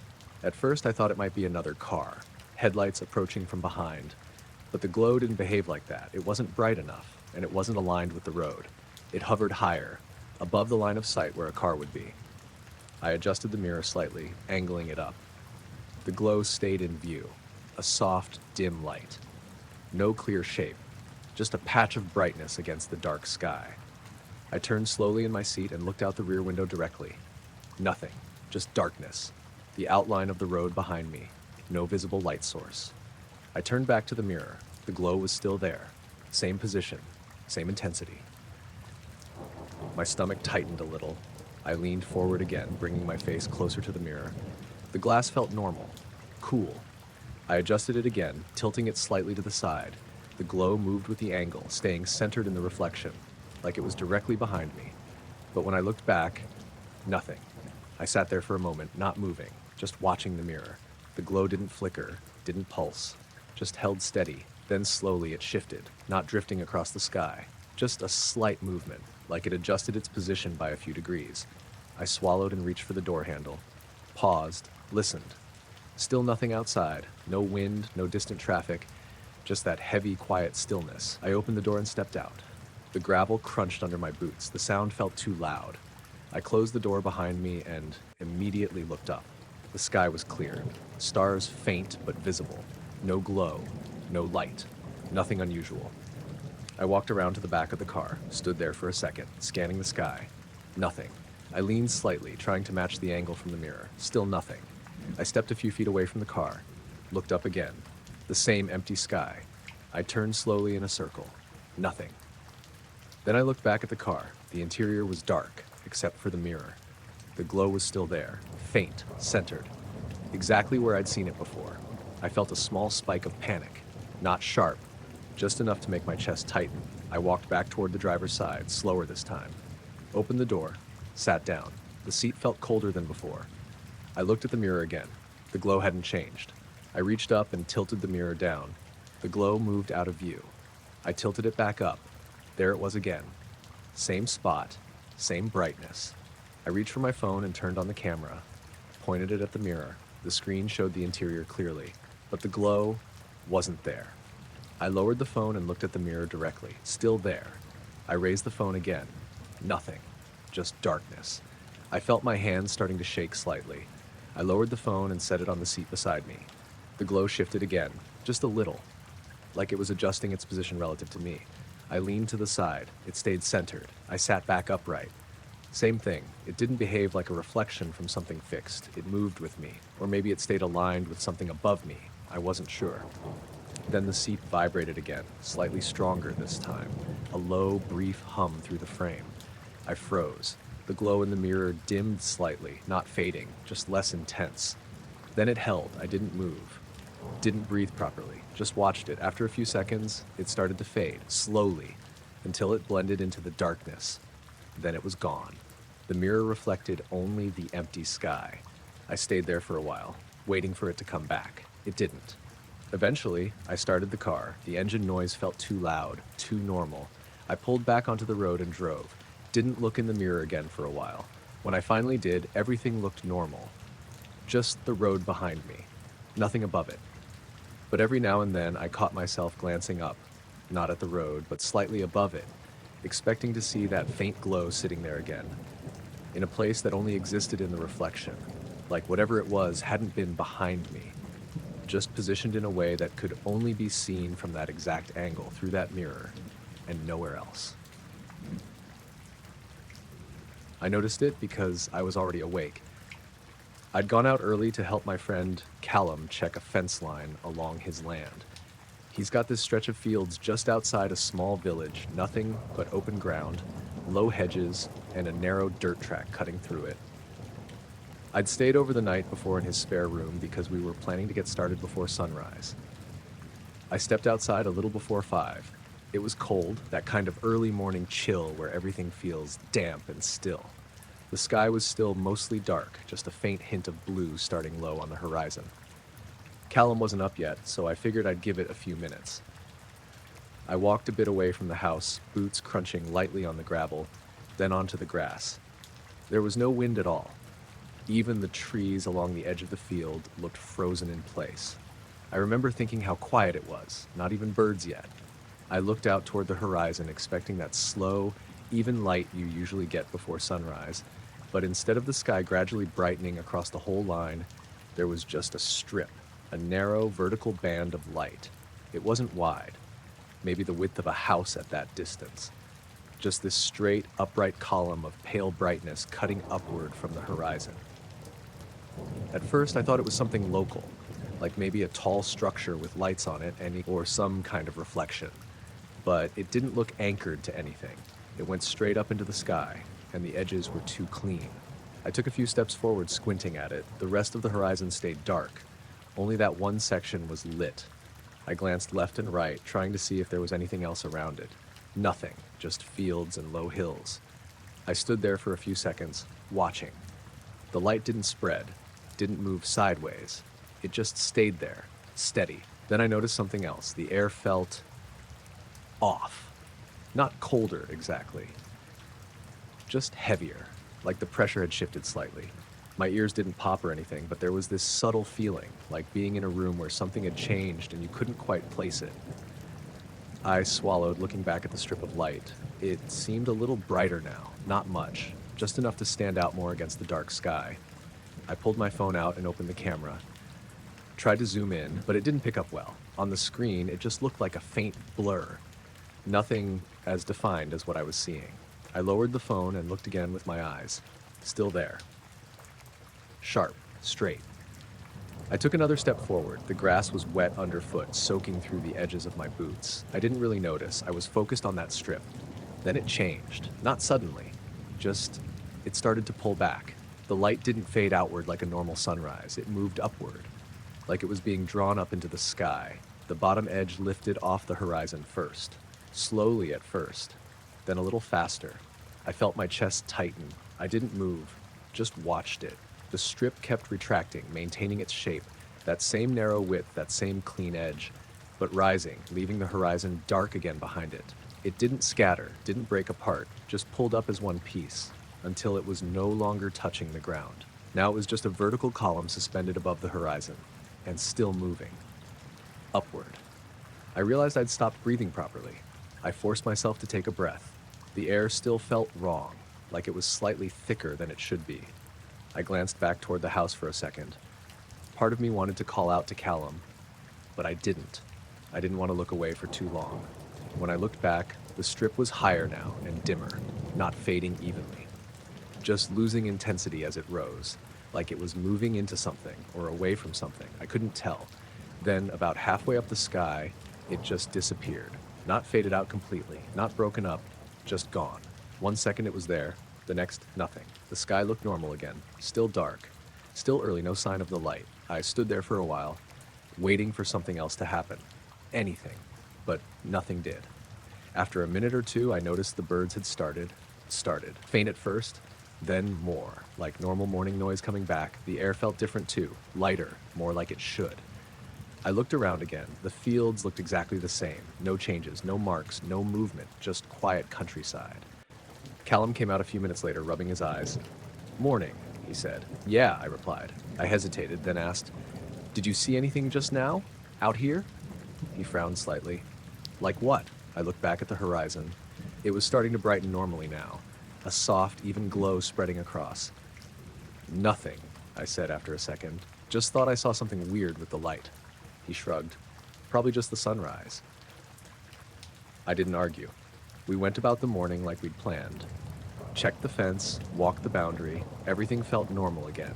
But every now and then I'd catch myself looking back at that spot on the horizon, expecting to see that strip again, that clean vertical line, and the way it moved, not spreading like light should, not fading like anything natural, just pulling itself upward like it didn't belong there in the first place, like it had only been there temporarily, aligned in a way that only made sense from where I was standing, and once it shifted, there was nothing left to see.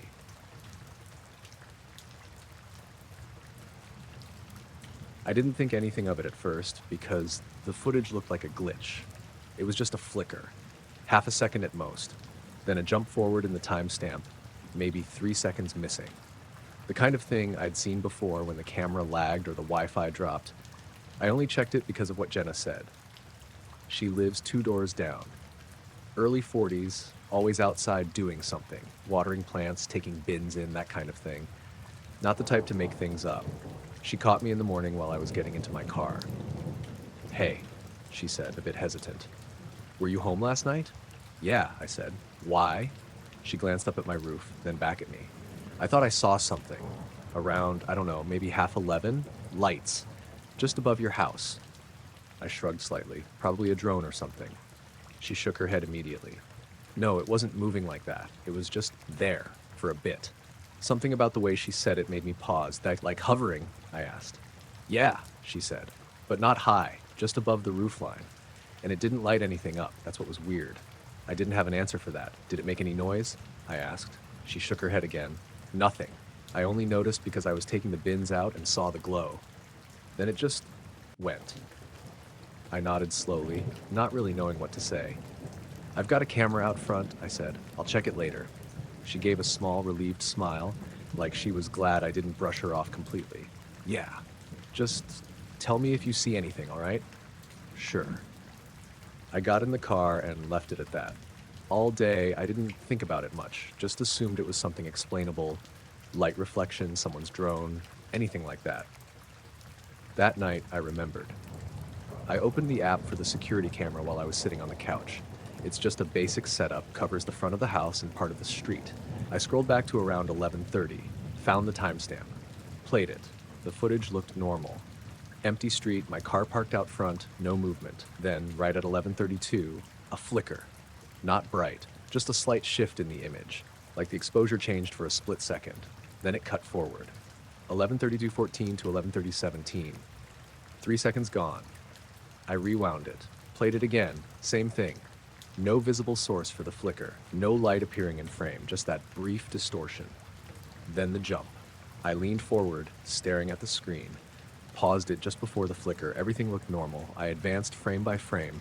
The flicker wasn't even a full frame, more like a blur. Then the timestamp skipped. I checked the rest of the footage. Nothing else unusual. No lights, no movement, no sign of anything hovering above. I sat back, frowning. It didn't match what Jenna described it. If something had been above the house, even faintly, the camera should have picked up something, even a reflection.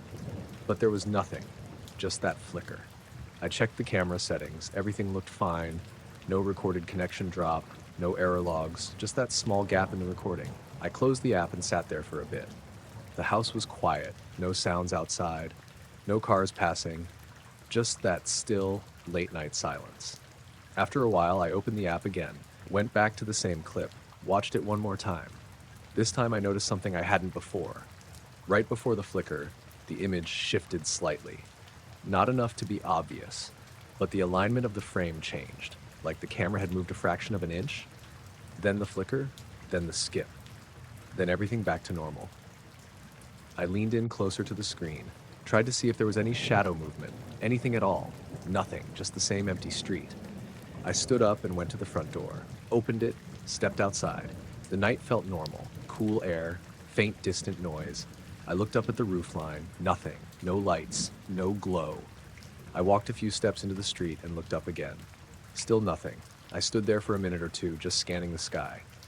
Then I went back inside, closed the door, checked the footage again. Same result. I went to bed, but I didn't fall asleep right away. Kept thinking about what Jenna had said, how she described it. Low, hovering, not lighting anything around it, and how the camera showed nothing except that brief disturbance. At some point, I must have drifted off, because the next thing I remember, it was morning. I checked the footage again before leaving for work, scrolled through the night. Everything looked normal. No more flickers, no more missing frames, just that one moment. When I stepped outside, Jenna was already out front. She looked at me expectantly. "Well?" she asked. I hesitated for a second. "Nothing clear," I said. "Just a small glitch in the footage. Couple seconds missing." Her expression tightened slightly. "Nothing else? No lights? Nothing visible?" She looked up at my roof again. "I know what I saw," she said quietly. I nodded. "I'm not saying you didn't." She didn't respond. Just stood there for a moment longer, then turned and went back inside. I got in my car and sat there for a second before starting it. Something about it didn't sit right. Not the idea that she saw something, but how it lined up with the footage. That flicker, the slight shift in the frame, and those missing seconds. It didn't look like something passing in front of the camera. It looked more like the camera itself had been affected. Like for those few seconds, whatever she saw wasn't just above the house, but close enough or aligned in a way that the camera couldn't record it properly, only react to it, then skip past it entirely, as if those moments couldn't be captured at all. I noticed it because my foot hit the pavement and the shadow didn't. It was only by a fraction of a second, but enough to feel off, like when audio and video don't quite match. My leg moved forward, I stepped, and the shadow followed just slightly late. I slowed down without really thinking, looking at the ground ahead of me. It was late, maybe around 11. I'd taken the longer way back through a residential stretch that's usually quiet at night. Streetlights spaced out every 30 feet or so, casting those long, soft cones of light that fade into each other. My name's Kieran. I walk that route a lot, so I'm used to how everything looks under those lights. How your shadow stretches, shrinks, splits sometimes when you pass between two lamps. But this wasn't that. I stopped walking. The shadow stopped with me, perfectly aligned again. I shifted my weight slightly, rocking forward on one foot. The shadow matched it. I stood there for a second, trying to figure out if I'd just misread it. Then I started walking again. First step, normal. Second step, normal. Third step, there it was again. That slight delay, like the shadow had to catch up. I stopped more abruptly this time, turned around looking behind me. Nothing there, just the empty street. A parked car further down, no one else around. I looked back at the ground. The shadow was exactly where it should be. I lifted my foot slowly and set it down. No delay, everything matched. I let out a small breath, half laughing to myself, probably just the way the light was hitting. That's what I told myself. I kept walking, but now I was watching for it. Every step, every movement, trying to catch it again. A few more streetlights passed, everything seemed normal. Then I reached a slightly darker stretch. One of the lamps ahead was dimmer than the others. Not out, just weaker. My shadow stretched longer there, more diffuse. I walked into that patch and it happened again. more noticeable this time. My arm swung forward, and the shadow lagged, not by much, but enough that I saw the gap. Then it snapped into place. I stopped mid-step.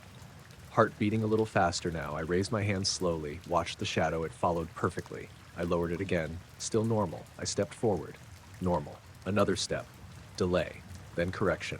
I turned my head, looking at the light itself. It looked fine, just slightly dimmer, nothing flickering, nothing obviously wrong. I looked back at the ground. My shadow was steady. I took a step backward. It followed instantly. No lag. I stepped forward again. Normal. Then another step. There, that slight hesitation, like the shadow wasn't attached in the way it should be. I felt a tightness in my chest, not panic, just unease. I started walking faster. The shadow stretched and shrank as I moved between lights. For a few seconds, everything looked normal. Then, under the next lamp, it happened again. But this time it was different. Instead of lagging behind, it stayed where it was. For a split second, like it hadn't moved at all. Then it snapped forward to match me.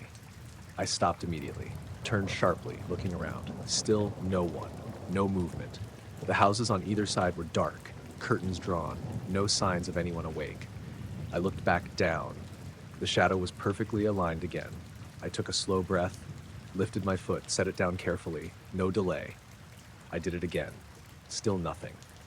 I stood there, unsure what to do next. The street felt too quiet now, like the usual background noise had faded. I could hear my own breathing more clearly than anything else. I glanced up at the nearest streetlight. It hummed faintly. A normal electrical buzz. I looked back down. The shadow waited. I took another step. Normal. Another. Normal. Then, again, that slight lag. But this time I saw something else. For just a moment, the shape wasn't quite right. Not a clear difference. Just a subtle distortion. Like the outline of my leg bent slightly in a way that didn't match my movement. Then it corrected itself. I felt my stomach drop. I didn't want to stand there anymore. I started walking again, faster now. Not running, just enough to get out of that stretch of road. The lights passed overhead one by one. Each time I entered a new pool of light, I braced myself. Watching, waiting. A few of them were normal. Then one more, and it happened again. The shadow fell behind, then snapped forward. I didn't stop this time, just kept moving. Eyes fixed ahead, trying not to look down. But I couldn't help it. I glanced. For a moment, there were two shadows, not clearly separated, just slightly offset, one where it should be, the other a fraction behind. Then they merged, back to one. I kept walking, faster now. The end of the street came into view, brighter lights from the main road ahead. I stepped into that brighter area, and it stopped, completely. The shadow behaved normally, no delay, no distortion. I slowed down, looked back over my shoulder. The street behind me looked the same as always. Dim lights, empty road, nothing unusual. I stood there for a moment, catching my breath, then turned and walked the rest of the way home. I checked the shadows under every light after that. Everything normal, perfectly synced. But later, lying in bed, I kept thinking about that lag. That brief moment where the shadow didn't match. Not just delayed, but separate. Like it had its own timing. And for a second or two, it wasn't following me at all, just waiting, then catching up like it had missed something, like it wasn't always connected, just aligned most of the time. I noticed it because the fog didn't hide it. I was driving slow already. The road cuts through a stretch of low hills and fields, and that night the fog had settled in thick enough that you couldn't see more than maybe 20 feet ahead. Just a dull gray wall beyond the headlights. My name's Ben. I'd taken that road plenty of times, but not usually this late. It was just after 2 a.m., and there was no one else out there. The fog wasn't moving much either, just hanging there. Still, I had both hands on the wheel, leaning forward slightly, trying to keep the center line in view. That's when I saw the light, just ahead, maybe 15 feet in front of the car. A pale glow, not bright, almost like a reflection. But there was nothing around it to reflect. It hovered just above the road, maybe a foot or two off the surface. I eased off the accelerator without thinking. The car slowed. The light didn't move, didn't flicker, just stayed there, suspended in the fog. I remember squinting, trying to make out a shape. But there wasn't one, just a soft, diffuse glow. The fog around it didn't light up. That's what didn't make sense. It should have scattered, brightened the mist, but it didn't. The glow stayed contained, like it wasn't interacting with the air properly. I tapped the brakes gently. The car crept forward. The light stayed exactly where it was. No shift, no reaction. I felt a slight pressure in my ears then. Subtle, like when you're driving up a steep hill. I swallowed. It didn't change. I rolled the window down a crack. Cold air slipped in, no sound, no hum, nothing coming from the light. I looked in the mirrors briefly, nothing behind me, just the same wall of fog. I looked forward again. The light was still there, unchanged. I edged closer, 10 feet now. The glow sharpened slightly, not brighter, just more defined, like the edges were becoming clearer. Still no shape, just a patch of light that didn't behave the way it should. I slowed almost to a stop. The car idled forward. The headlights hit the fog. The beams spread out, but the glow stayed separate, unaffected. I felt that tightness in my chest then, not panic, just that creeping sense that I was getting too close to something I didn't understand. I hovered my foot over the brake. The car rolled forward another few feet, 5 feet away now. The light didn't move, didn't react, just hung there. I noticed something else then. The fog directly behind it looked slightly off, like it was thinner or stretched. Hard to describe. I leaned forward, gripping the wheel tighter. The pressure in my ears increased slightly. The air inside the car felt heavier, like it wasn't moving. I stopped the car completely. The engine idled quietly. The glow stayed in place, just ahead, still hovering. I watched it for a few seconds, waiting for it to do something. Anything. It didn't. Then, slowly, it began to fade. Not outward, not spreading, just dimming. Evenly, like someone turning it down. The edges softened first, then the center. The glow lost intensity. The fog around it stayed unchanged. No reaction, no disturbance. I held my breath without realizing. Watching it disappear, the light grew fainter, then gone. The fog filled the space where it had been, uniform again, like nothing had been there at all. I sat there for a second, engine running, hands still on the wheel. The pressure in my ears eased. The air felt normal again. I exhaled slowly, looked around. Nothing, just fog. I waited, half expecting it to come back. It didn't. I eased the car forward, drove through the spot where the light had been. Nothing happened. No change in the fog, no sensation, just empty road. I kept driving, slow, careful. The rest of the road stayed the same. No more lights, no movement, just that thick, silent fog. When I finally reached clearer air, I pulled over for a minute. Sat there with the engine off, listening. Everything sounded normal again.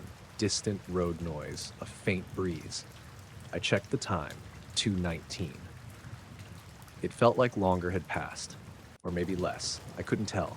I just sat there for a while, looking back at the road I'd come from. The fog had swallowed it completely. Now, whenever I drive that stretch in heavy fog, I don't just watch the road. I look for anything that stays visible when it shouldn't, something that hangs there just long enough for you to reach it, and then disappears, like it was never there at all. I felt it before I saw anything. It was that quick pressure shift in my ears, like when you go up in an elevator too fast. Not painful, just sudden enough to make me stop what I was doing. I was standing in my backyard at the time, just taking the bin out. It was late, maybe around 11:30. Clear night, no wind, one of those quiet ones where sound carries further than usual. My name's Aaron. I live on the edge of a small estate with fields behind the fence line. It's usually dead quiet at night. That's why the pressure stood out. I paused near the gate, one hand still on the bin lid, and swallowed, trying to clear it. It didn't go away. If anything, it felt like it deepened slightly. I looked up without really thinking about it. At first, I didn't see anything, just the usual sky, dark, scattered stars, nothing unusual. Then I noticed something moving. Not fast, not slow, just steady. A small point of light, dim, barely brighter than the stars around it, but it was moving in a way that didn't match anything I'd seen before. It wasn't blinking like a plane, didn't have the constant brightness of a satellite, and it wasn't following a straight path. It drifted, slightly off, like it was adjusting itself. I stood there, watching it. The pressure in my ears stayed constant. I tried swallowing again. Nothing. I stepped a little further into the yard, tilting my head back to keep it in view. The light continued across the sky, silent, completely silent. That's what started to bother me. Even distant planes make some kind of sound if you listen long enough. This didn't. It just moved. I noticed something else then. The stars around it looked off, not disappearing, just slightly dimmer for a moment as it passed near them, like something was between me and them. But there was no shape, just that point of light. I shifted my weight, trying to get a better angle.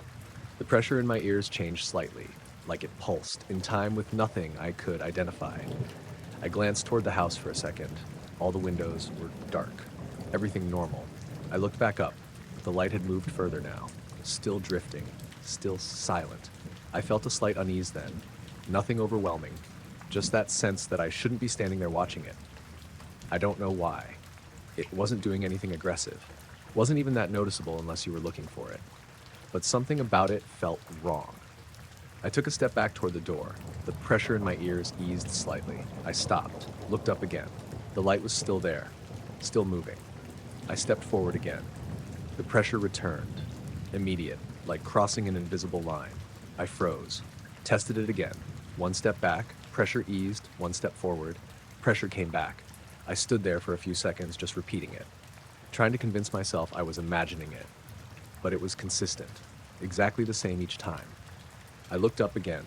The light had slowed, not by much, but enough to notice. It hovered slightly, just for a second, then continued. The stars around it dimmed again briefly, same effect, subtle. But there, I felt my chest tighten a bit. I didn't like the idea that it had changed behavior while I was watching it. I stepped back again, further this time, closer to the house. The pressure in my ears faded completely. I stayed there, watching from a distance. The light picked up its steady movement again, drifting across the sky, no sound, no change in brightness, just that same faint point. Then, without warning, it shifted. Not a smooth turn, not a curve, a sudden change in direction, like it had snapped to a new path. Upward, at an angle. It moved faster now, still silent. The point of light grew slightly fainter as it climbed, then dimmer, then gone. No fade, no trail, just not there anymore. I stood there for a while, looking at the empty sky, waiting for it to come back. It didn't. The air felt normal again. No pressure, no strange sensation, just quiet. I went back inside, closed the door behind me. The house felt the same as it always did, safe, still. But I kept thinking about that invisible line in the yard, the exact spot where the pressure started, like I'd stepped into something I wasn't supposed to notice. The next day, I went out and checked. Same spot, same yard, nothing unusual, no marks, no difference in the ground, just grass.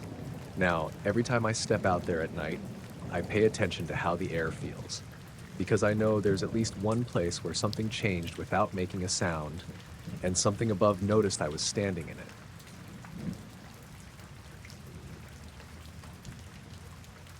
I first noticed it when I couldn't figure out where it was coming from. It was late, maybe around 11, and I was sitting just outside my tent. I'd set up camp off a narrow trail in a stretch of woodland about an hour from the nearest town. Nothing extreme, just somewhere quiet I'd been a couple of times before. My name's Callum. I go out alone sometimes when I need the break. No signal out there, no lights, just trees and whatever noise the forest makes at night. That night was calm. No wind, barely any movement in the leaves. You could hear everything. Little cracks from branches settling, insects, the occasional owl further off. Then, there was this low hum. At first, I thought it was something distant, maybe a generator from a farm or a car miles away. It was faint, kind of steady but not perfectly smooth, like a tone that wavered just a bit. I didn't pay much attention to it. I remember just sitting there, poking at the fire, letting it burn down. The sound stayed in the background, easy to ignore. Then it faded out. Not suddenly, just gone. Like someone had turned it down to nothing. I looked up, but there was nothing to see. Just dark trees around me, sky barely visible through the branches. A minute or so passed. Then the sound came back. But this time it felt like it was coming from somewhere else. Before, I'd assumed it was off to my left, deeper into the woods. Now it felt like it was behind me. Not louder, just repositioned. I turned slightly, listening. It didn't get clearer when I faced it, didn't get quieter when I turned away. It just stayed the same. That's when I started paying attention. I stood up, brushed the dirt off my hands, and walked a few steps away from the fire. The hum kept going, low and steady, like something electrical but softer. I tried to pinpoint it, walked a few steps in one direction, stopped, listened. Nothing changed. Walked the other way. Same thing. No matter where I stood, it didn't seem any closer or further. It just existed. Then it faded out again. Same as before. Slow, smooth, gone. I stood there for a bit, listening to the normal forest sounds return. Everything felt ordinary again. I almost went back to the tent, thinking it was just something carrying weirdly through the trees. But then it came back again. This time it felt like it was above me. That's the only way I can describe it. Not loud, not directional, just over. I looked up through the branches, couldn't see much. The sky was mostly blocked, just small patches of stars between the leaves. Nothing moving, nothing unusual, but the sound stayed. That same low hum, wavering slightly. I felt it more than heard it at that point. Not vibrating the ground or anything like that, just this subtle pressure in my ears. I swallowed, tried to clear it, didn't help. The hum kept going. Then, without warning, it shifted again. This time, it felt like it was in front of me. Same distance, same volume, just somewhere else. That's when it stopped feeling like a distant source, because nothing moves like that. Not smoothly, not instantly, not without changing in volume or direction. I backed up toward the fire, more out of instinct than anything. The light from the embers made the trees around me look darker by comparison. The hum stayed. I grabbed my torch and switched it on. Swept it slowly across the trees. Nothing. Just trunks, branches, undergrowth. Normal. But as I moved the beam, I noticed something odd. The sound didn't react, didn't shift with the light, didn't get clearer or duller. It just stayed constant. I lowered the torch. The hum faded out again. I stood there in the quiet, heart beating a bit faster now. It came back a few seconds later. This time it felt like it was further away. Not a specific direction, just less present. Like it had stepped back. I walked a few paces toward where I thought it might be. It didn't change. Still felt distant. Then I stopped, and it felt closer again. Like it had moved. Not me. That's when I went back to the tent. I didn't rush, but I didn't take my time either. Just got inside, zipped it up, and sat there. The hum continued outside, fading in and out. Never staying long enough for me to get used to it. Never disappearing long enough for me to forget it. At one point, it sounded like it was right next to the tent. Not louder, just present. Like it was just beyond the fabric. I held my breath, listening, waiting for something else. A movement, a step, anything. But there was nothing, just the hum. Then it faded again. I checked my phone, no signal. Time looked normal, nothing unusual there. I lay back, staring at the inside of the tent. The hum came and went, each time from a different place, above, behind, somewhere off to the side. Never consistent, never trackable. At some point, I must have drifted off. Because when I woke up, it was light, quiet, no hum. Just birds and wind in the trees. Everything normal. I stepped outside. The campsite looked exactly how I'd left it. No signs of anything, no disturbed ground, nothing out of place. But the air felt lighter, like that pressure from the night before was gone. I packed up and left not long after. Didn't stick around. The whole drive back, I kept thinking about how the sound moved. Not like something traveling, not like it was passing through, more like it was just appearing in different places without crossing the space in between. I haven't been back to that spot since, not because I think something's out there, just because I don't think I'd hear it the same way again. And I'm not sure I want to.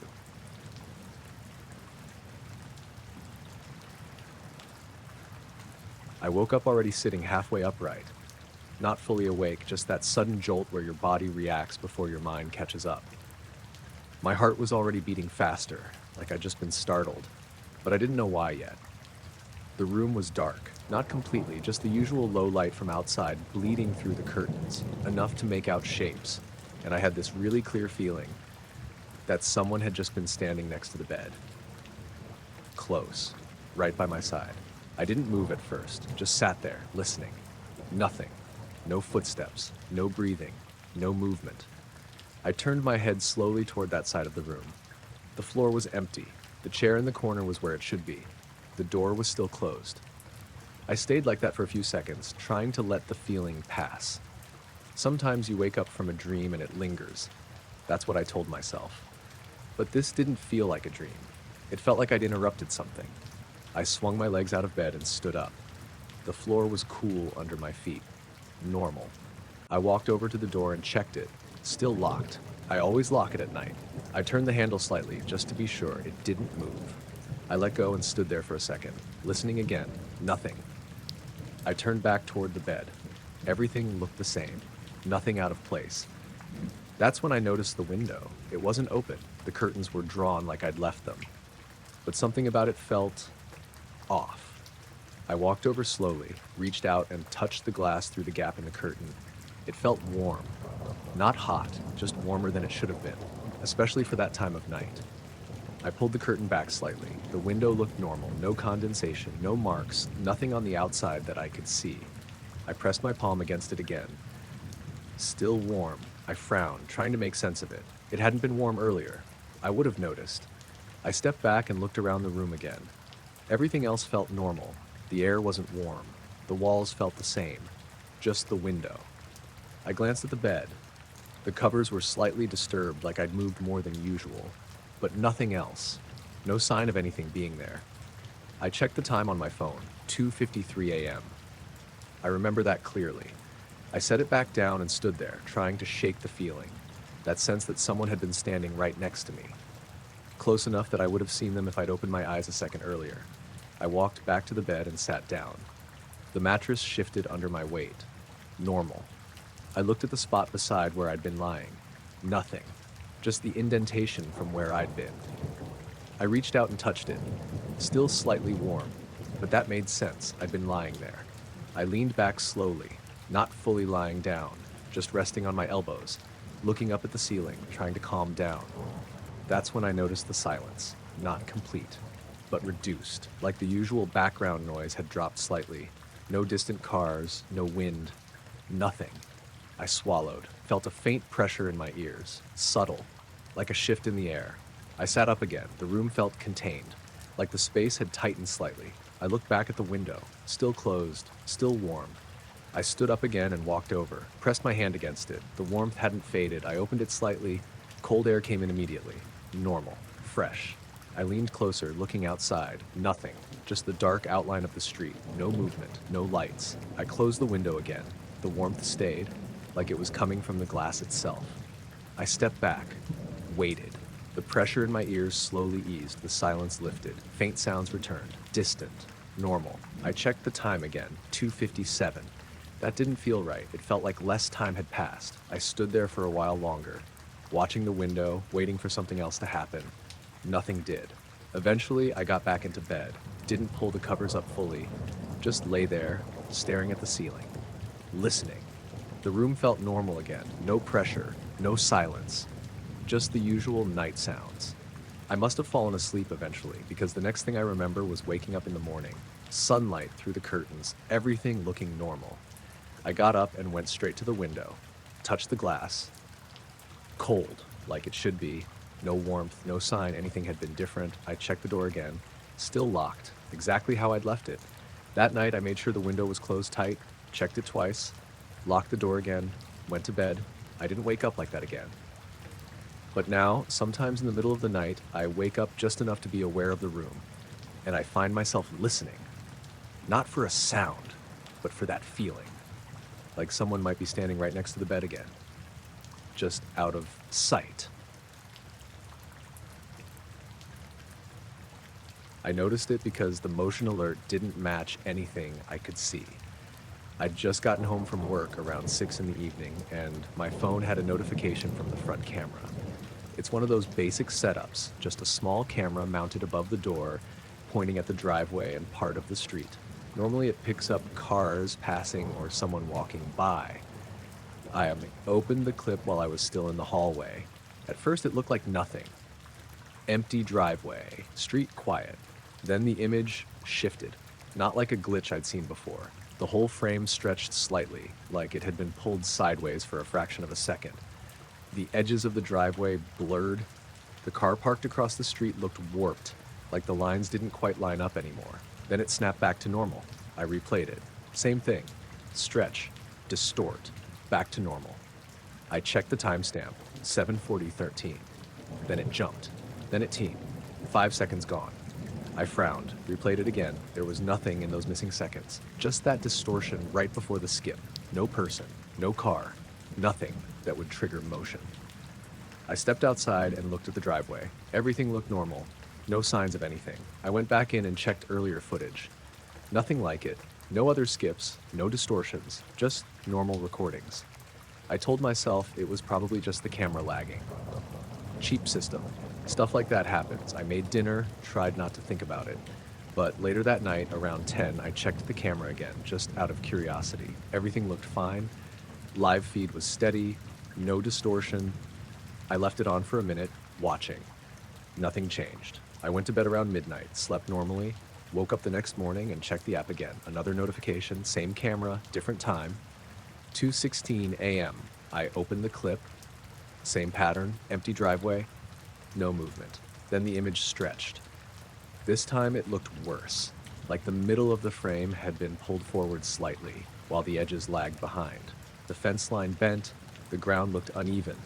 Then it snapped back. Timestamp jumped. 5 seconds missing again. I watched it a few times. The distortion didn't look random. It looked directional, like something had moved through the frame, but without being visible. Just the effect of it passing. I went outside again. Morning light this time. Everything normal. I checked the camera itself. Mounted securely. No damage. No loose wiring. I even tapped it lightly to see if I could recreate the distortion. Nothing. That evening, I mentioned it to my neighbor Craig. He shrugged it off. Probably just interference, he said. Wi-Fi or something. That made sense. Enough to settle it for a bit. But that night I kept checking. Around 2 a.m., I was still awake. Couldn't sleep. So I opened the live feed, just watched it. The driveway was empty, street quiet, no movement. The image was steady. Then it happened in real time. The frame stretched, just like in the recordings. But seeing it live felt different, more immediate. The distortion moved across the screen from left to right, like something invisible was passing through. The fence warped, the ground shifted, the edges of the frame bent inward slightly. Then it snapped back. I stared at the screen, heart rate picking up. The timestamp on the live feed froze for a second, then jumped forward. 5 seconds. Gone. I checked the time on my phone. It didn't match. It felt like less time had passed. I stood up, walked to the front door, opened it slowly, looked outside. Nothing, just the driveway. Still, quiet. I stepped out onto the porch. The air felt flat, not cold, not warm, just still. I looked around. No movement, no sound. I went back inside, closed the door, checked the camera feed again. Everything looked normal. No distortion. I stayed up for another hour, watching. Nothing else happened. The next morning, I checked the recorded clip. It had saved the event. Same distortion, same 5-second skip. I started checking older footage. Scrolled back through the past week. There were more. Not many, but a few. Same pattern. Always late at night, always 5 seconds missing.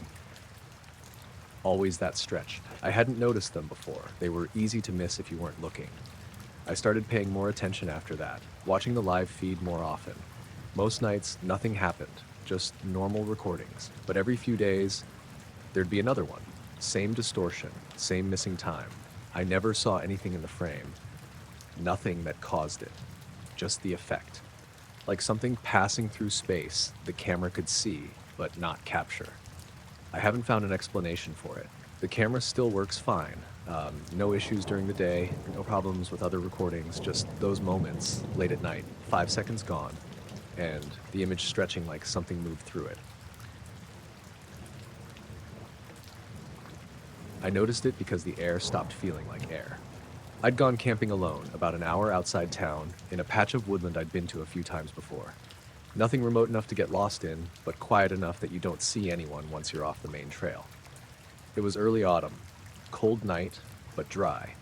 No rain, no fog, just still, clear air. I'd set up the tent just before dark, had something to eat, then sat out for a while listening to the usual sounds. Leaves shifting, branches creaking slightly, the occasional distant movement deeper in the woods. Normal. That's why it stood out when it stopped. I was sitting on one of those small fold-out stools, just staring into the dark between the trees when everything went quiet. Not gradually. All at once. The leaves stopped moving. The faint background noise dropped out. Even the wind, what little there was, just cut. I remember thinking it was strange, but not enough to worry about yet. Then the air changed. It felt heavier. Not thicker exactly, just like there was more of it. Like the space around me had increased in pressure. My ears picked it up first. That subtle feeling you get when you're going up or down a hill too fast. I swallowed. It didn't go away. I stood up slowly, looking around. The trees were still, completely still. No movement anywhere. I listened. Nothing. No insects. No distant sounds. Just silence. I stepped a little away from the tent. The ground felt the same. Everything looked normal. But the air, it felt wrong, like it was pressing in slightly from all sides. I took a slow breath. Even that felt different.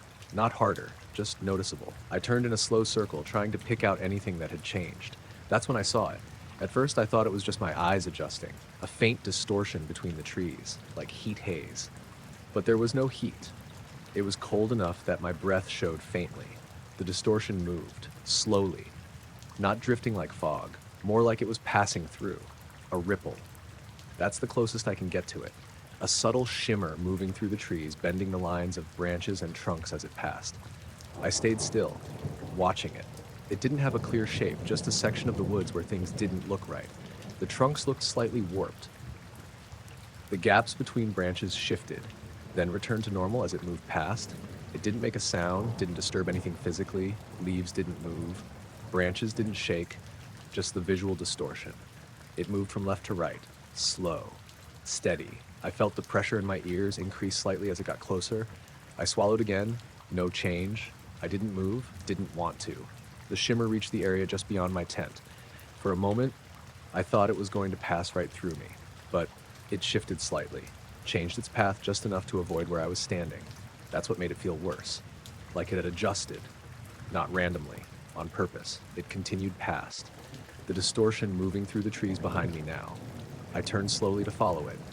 It didn't speed up, didn't slow down, just kept that same steady movement.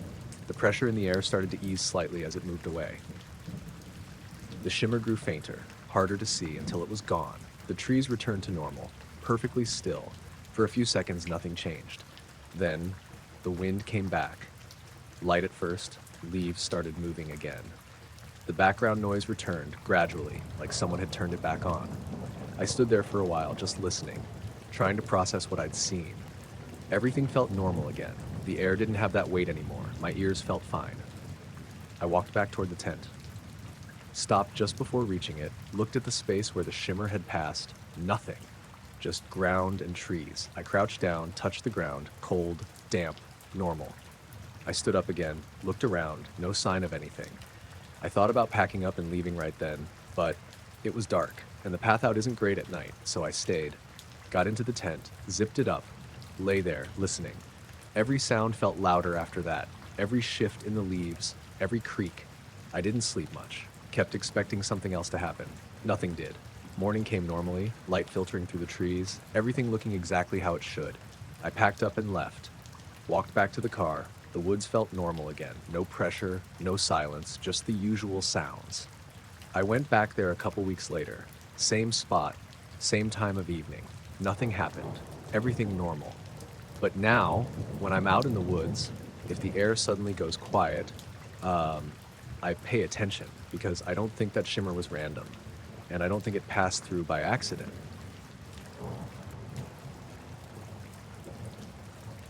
I noticed it because the light came from the wrong place.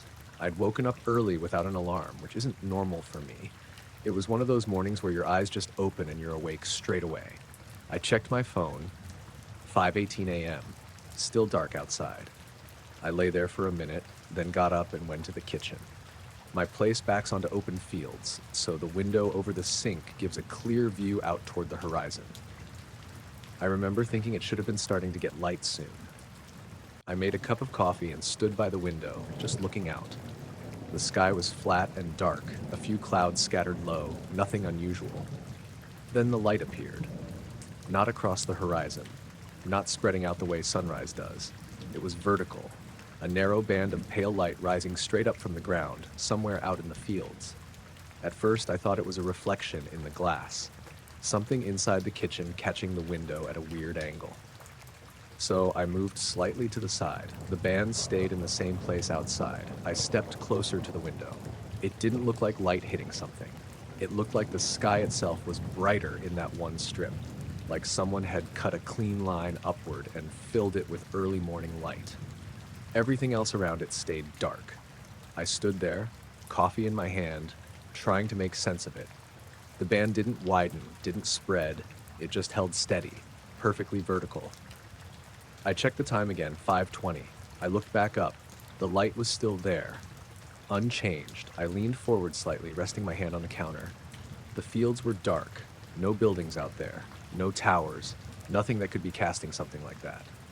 The band reached high into the sky, faded slightly near the top, but still clearly defined. I stepped away from the window and walked into the living room. There's another window there that faces the same direction, but at a slightly different angle. I looked out through that one. The band was still visible. Same position, same shape. That ruled out it being something on the glass. I went back into the kitchen. The light hadn't moved. I started to feel that quiet unease then. Not fear, just confusion that didn't have anywhere to settle. I opened the back door and stepped outside. Cold air hit me straight away. The ground was damp, probably from overnight dew. I walked a few steps out onto the grass. The light looked the same from outside, maybe clearer. The edges were sharp, too sharp, not like natural light spreading through atmosphere, just a clean boundary. I stood there, listening. No wind, no birds, nothing. Just silence. I looked up along the length of the band. It seemed to stretch higher than it should have. Like it wasn't just part of the sky, more like something cutting through it. I took another step forward. The light didn't change, didn't react, just stayed there. I checked my phone again, 5:21. I remember thinking it should have started spreading by now. That's how sunrise works. It creeps in, fills the horizon, softens everything. This wasn't doing that. It was just there. Then it shifted. Not sideways, not downward, up. The bottom of the band began to retract, slowly at first, the light pulling upward like it was being drawn back into the sky. The fields below it stayed dark. I watched it, not moving. The vertical strip shortened, the bottom edge rising higher and higher. It didn't flicker, didn't change brightness, just reduced in length. I took a step back without realizing. The air felt heavier, like the space around me had tightened. The light continued to retract. Now it was only halfway up, then higher, until it was just a narrow segment suspended above the horizon. Then it disappeared, not fading, not dimming, just gone. The sky went back to normal, dark, with the first real signs of dawn starting to show along the horizon. I stood there for a few seconds staring at where it had been. Nothing. Just the usual gradual light now. Birds started making noise again, faint at first, then more. I walked back inside, set the cup down on the counter. My hands felt colder than they should have. I checked the time, 5:23. That didn't seem right. It had felt longer. I stayed in the kitchen, watching the sky as it brightened properly this time. Normal sunrise. Soft light spreading across the horizon, everything how it should be. Later that day, I walked out into the fields, followed the direction where I'd seen the band. There was nothing out there. No structures, no marks, just open ground. I stood there for a bit, trying to line up where it had been. Couldn't find anything. That evening, I mentioned it to my neighbor Claire. She just shook her head, said she hadn't seen anything. I didn't push it. But the next morning, I woke up early again. Around the same time, stood in the kitchen, watched the horizon, everything normal. No vertical light, just the slow, even spread of dawn. But now, every morning when I wake up before sunrise, I check that same spot, just to see if the sky does it again. I noticed it because the fire stopped making noise. Not went out, just stopped sounding like a fire. I was sitting there on this cheap folding chair, half wrapped in a sleeping bag, watching the flames and not really thinking about anything. It was late, maybe just past midnight. I'd hiked out earlier that day and set up in this small clearing about a mile off the trail. My name's Lewis. I don't camp a lot, but I'd gone out there to clear my head after a rough week. No signal, no other people, just trees. There had been a steady breeze all evening. Nothing strong, just enough to keep the leaves moving and the fire flickering. Then it stopped, not gradually, just cut off. The leaves froze in place. The flames dropped lower, like they'd lost something. And the sound, the constant crackling and shifting, just disappeared. The fire was still burning. I could see it, but it wasn't making noise. I remember leaning forward trying to listen harder, like maybe my ears had popped or something. Nothing. No wind, no insects, no distant sounds at all. It felt like someone had muted everything. I stood up slowly, scanning the trees around me. They weren't moving, not even slightly. The air felt wrong, thicker somehow. I took a few steps away from the fire, boots pressing into the dirt louder than they should have been.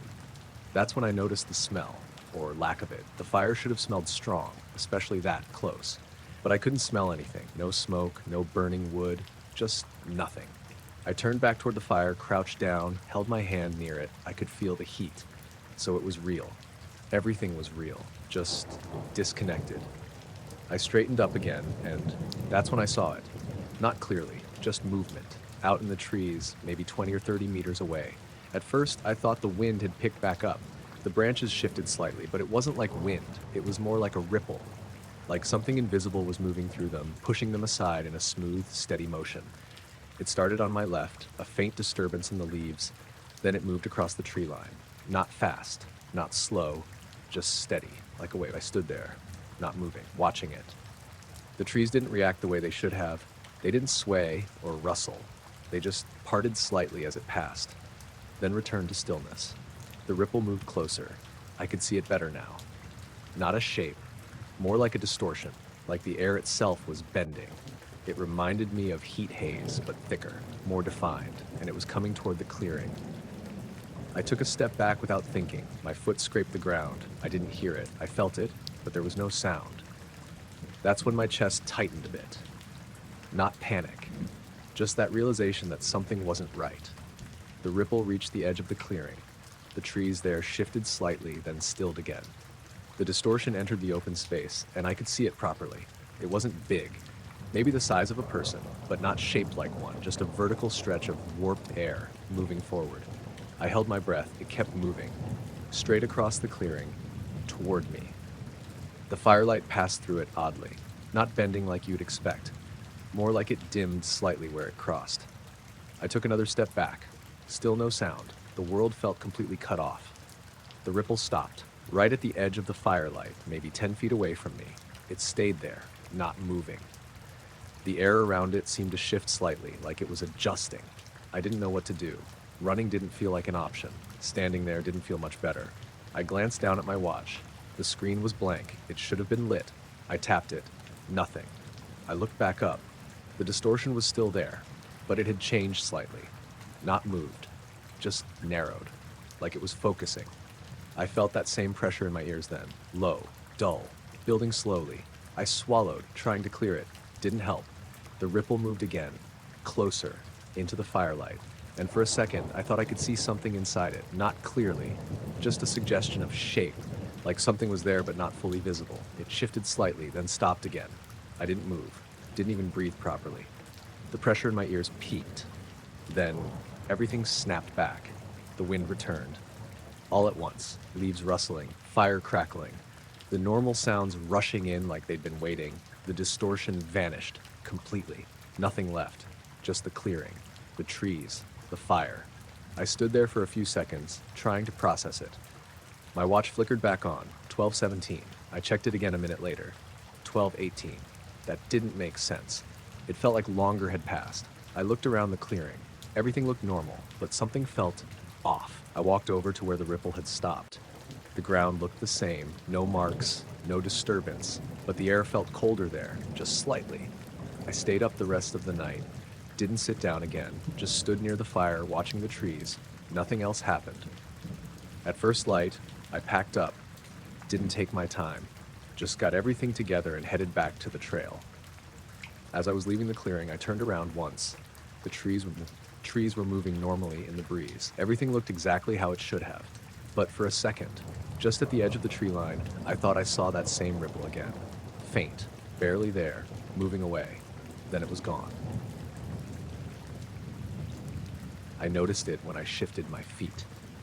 I was standing near the middle of the boat, just adjusting my stance because the floor had started to feel colder through my boots. It was one of those quiet nights out on the reservoir. No wind, water like glass. You could hear every small movement. The creak of the boat, the line tapping against the rod. I'd been out there for maybe an hour already. No bites, but I didn't mind. I go out more for the quiet than anything. My name's Aaron, by the way. I usually fish alone, especially at night. Less hassle, no one talking. Anyway, I looked down when I shifted my feet, and that's when I saw it. A faint glow under the boat. Not bright, just enough to notice against the dark water. At first, I thought it was my headlamp, reflecting somehow. I had it around my neck, not switched on, but sometimes it catches light weirdly. So I turned it on and pointed it down. The glow didn't change. Still there. Soft, kind of white, but not really. More like a pale gray light, if that makes sense. I leaned over the side, trying to see better. The water was clear enough that night, but I couldn't make out anything beneath it. Just that glow, sitting under the boat. I straightened up and turned the lamp off again. The glow stayed. I told myself it was probably something in the water, maybe algae or some kind of reflection from the sky, even though there wasn't much moon. I picked up my rod again, tried to ignore it, but every few seconds I found myself looking down. It wasn't moving, just staying right under me. After a minute or two, I realized something else. The boat was drifting. Slowly, but it was moving. I could tell from the shoreline, the way the trees were shifting slightly in relation to me. But the glow, it stayed centered, right beneath the middle of the boat. I tested it. I stepped toward the front. The glow moved with me. Not instantly, just slightly delayed, like it had to catch up. I froze for a second, then stepped back. Same thing. It followed. That's when it stopped feeling like something natural. I grabbed my phone, thinking I'd record it. The screen lit up, reflected faintly on the water. But when I pointed the camera down, I couldn't see the glow properly, just darkness and a bit of reflection from the phone itself. I lowered the phone, looked with my eyes, still there.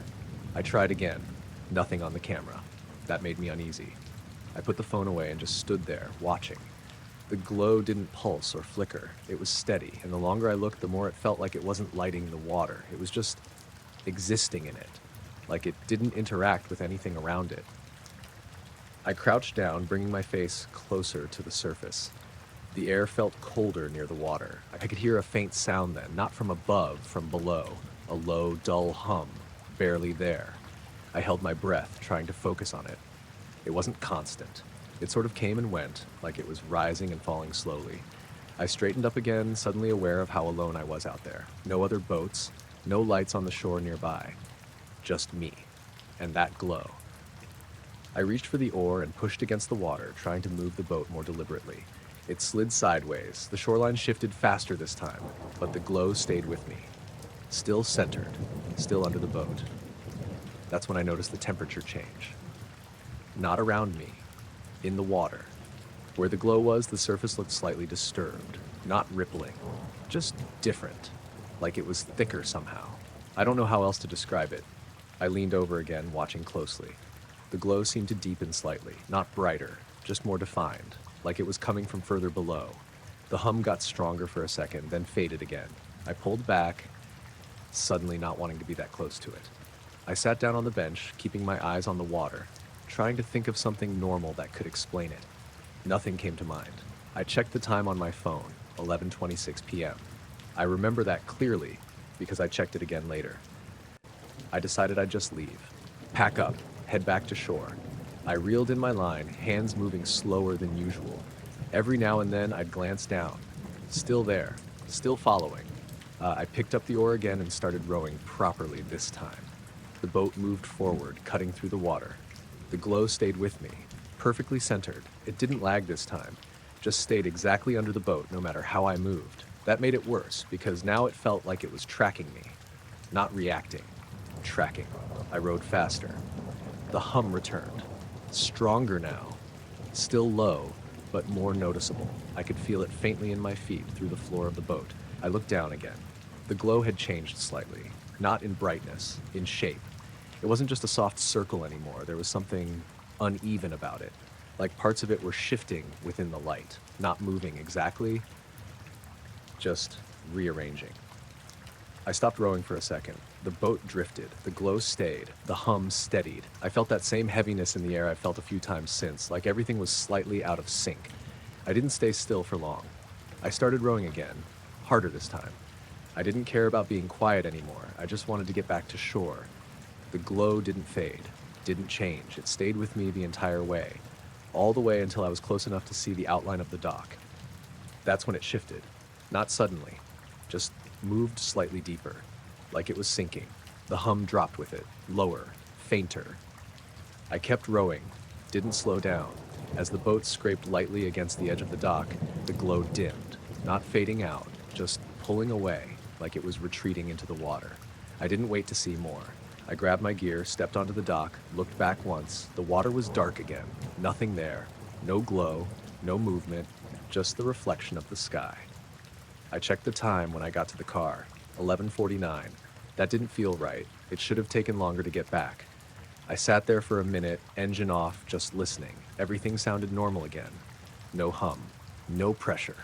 I haven't been back out there at night since, but a couple of weeks later, I was there during the day. Same spot, same part of the water.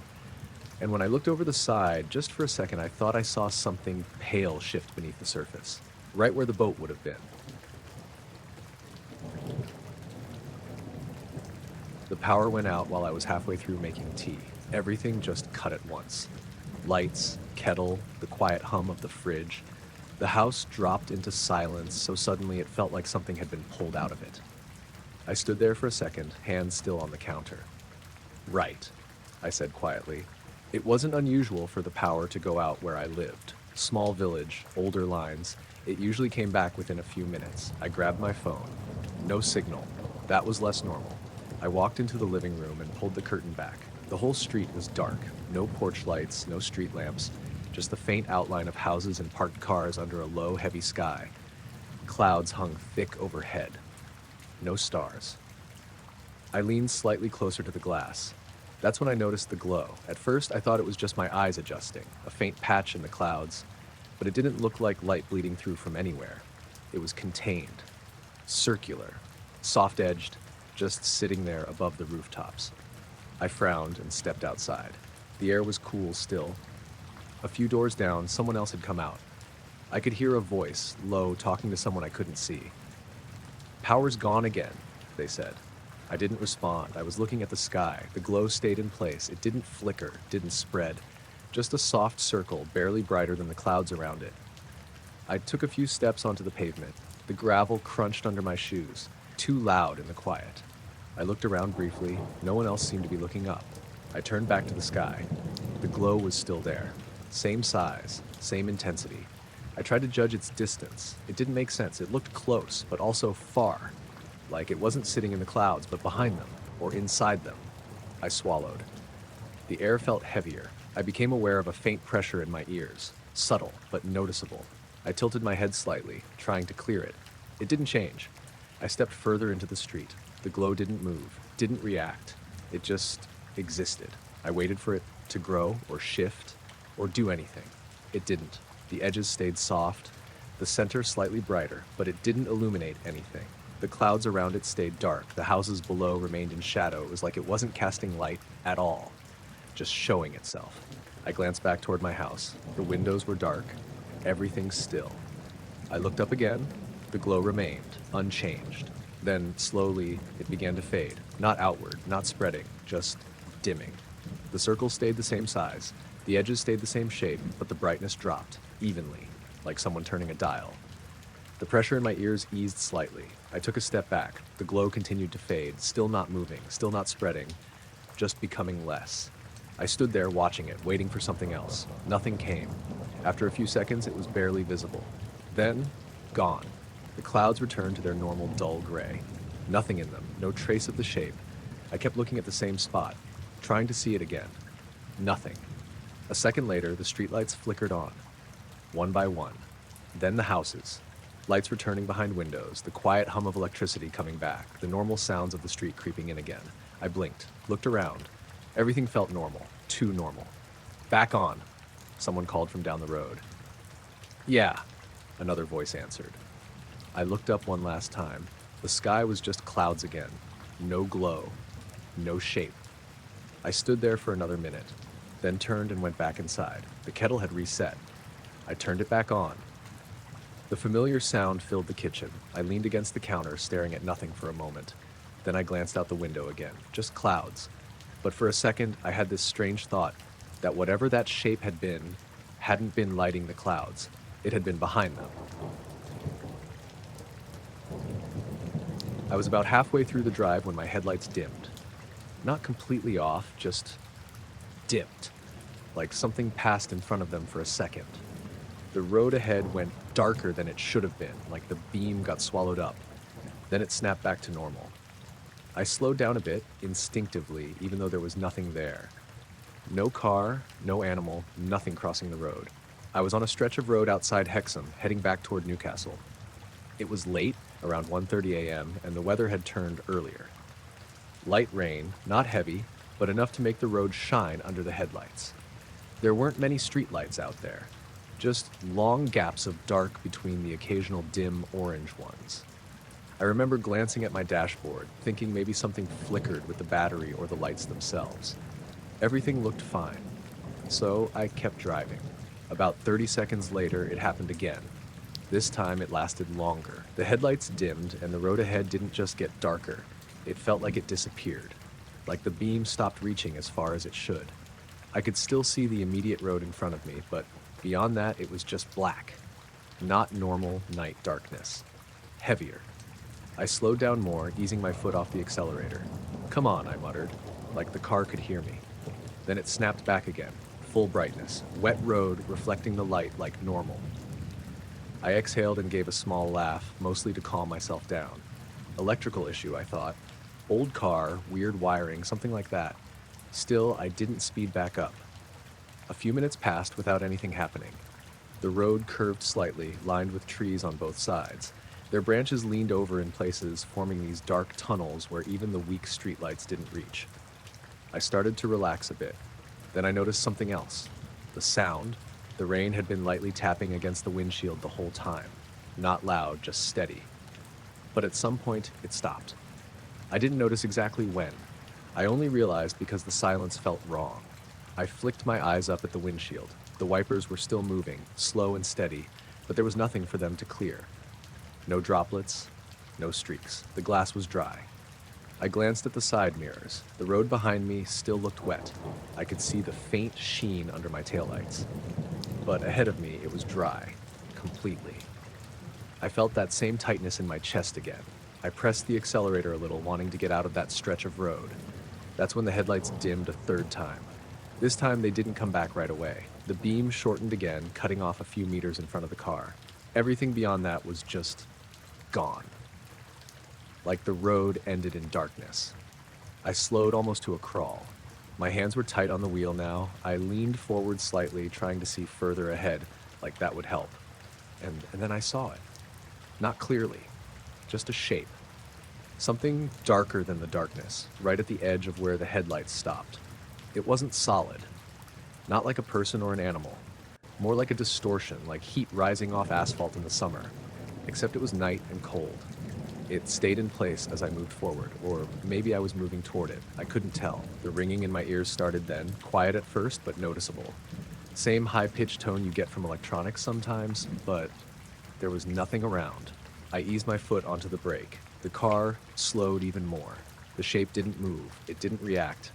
It just stayed there, right where the light ended. I felt this strong urge to stop completely. Not panic, not fear exactly, just this pull to not get any closer. But I was already too close. The car rolled forward another few feet. The headlights flickered, and for a split second, everything went completely dark. Not just ahead of me. Everything. No dashboard lights, no headlights, nothing. Just black. Then it all came back at once. The headlights were full brightness again. The dashboard lit up, the road stretched out ahead like normal, and the shape was gone. I hit the accelerator without thinking, pushing the car faster than I should have on a wet road, or what should have been a wet road. I glanced at the windshield again, still dry.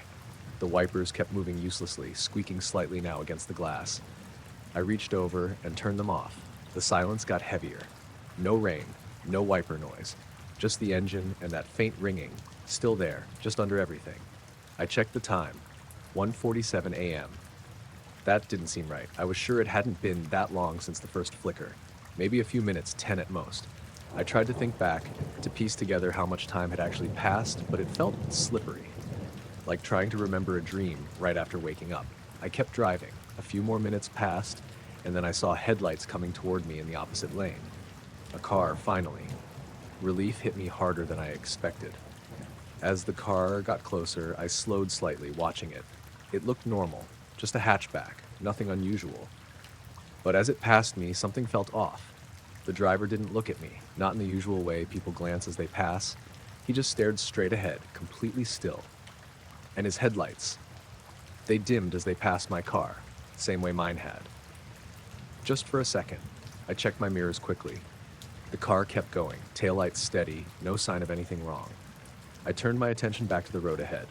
The rain started again, light at first, then steady, tapping softly against the windshield. I let out a breath I didn't realize I'd been holding.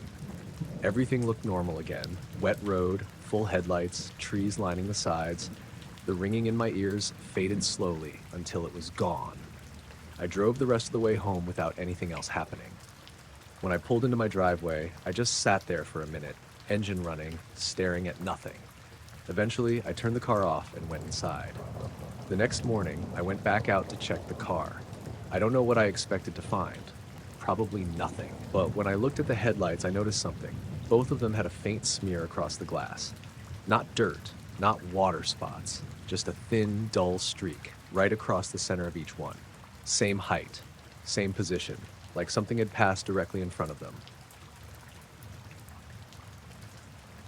I woke up because my phone was warm in my hand. I don't fall asleep holding it. I always leave it on the nightstand. But when I came to, it was pressed against my palm like I'd been gripping it. The screen was on, not bright, just dim, like it had been on for a while.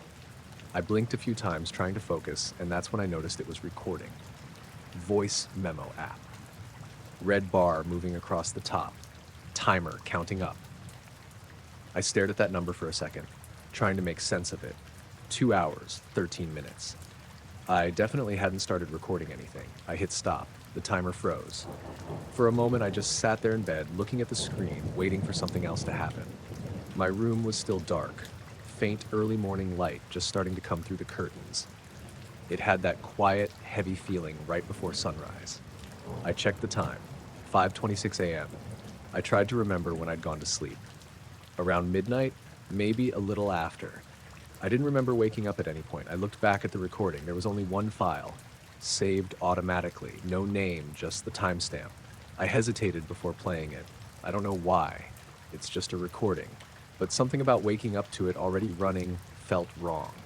Still, I tapped it. For the first few seconds, there was nothing. Just that faint background noise you get from a phone mic. Then the hum started. Low, steady. Not loud, but constant. Like a distant engine, except smoother. No vibration to it, just a flat tone that didn't change. I turned the volume up slightly. The hum stayed exactly the same, no variation, no pattern. I listened for a minute, maybe longer, nothing else. Then, right near the end, there was a sound. A single metallic tap. Sharp. Quick. Like something small hitting a hard surface, and then it went back to just the hum. The recording ended a few seconds later. I sat there for a while, replaying that part over and over. The tap didn't sound like anything in my room. Not my phone, not the bed frame, not anything I recognized. I looked around. Everything was normal. Door closed, window shut, nothing out of place. I checked my call history, thinking maybe I'd accidentally called someone or something had triggered the recording. Nothing. No missed calls. No outgoing. I got out of bed and checked the rest of the house. I live alone. Small place just outside Keswick, kind of on the edge of a wooded area. It's quiet out there, especially early in the morning. Kitchen was empty, back door still locked, nothing disturbed. I stood there for a minute listening. No hum, just the normal quiet. I went back upstairs, picked up my phone again, and played the recording one more time. Same thing. Low hum. Then the tap. That was it. I noticed something else then. There was a gap at the start of the recording.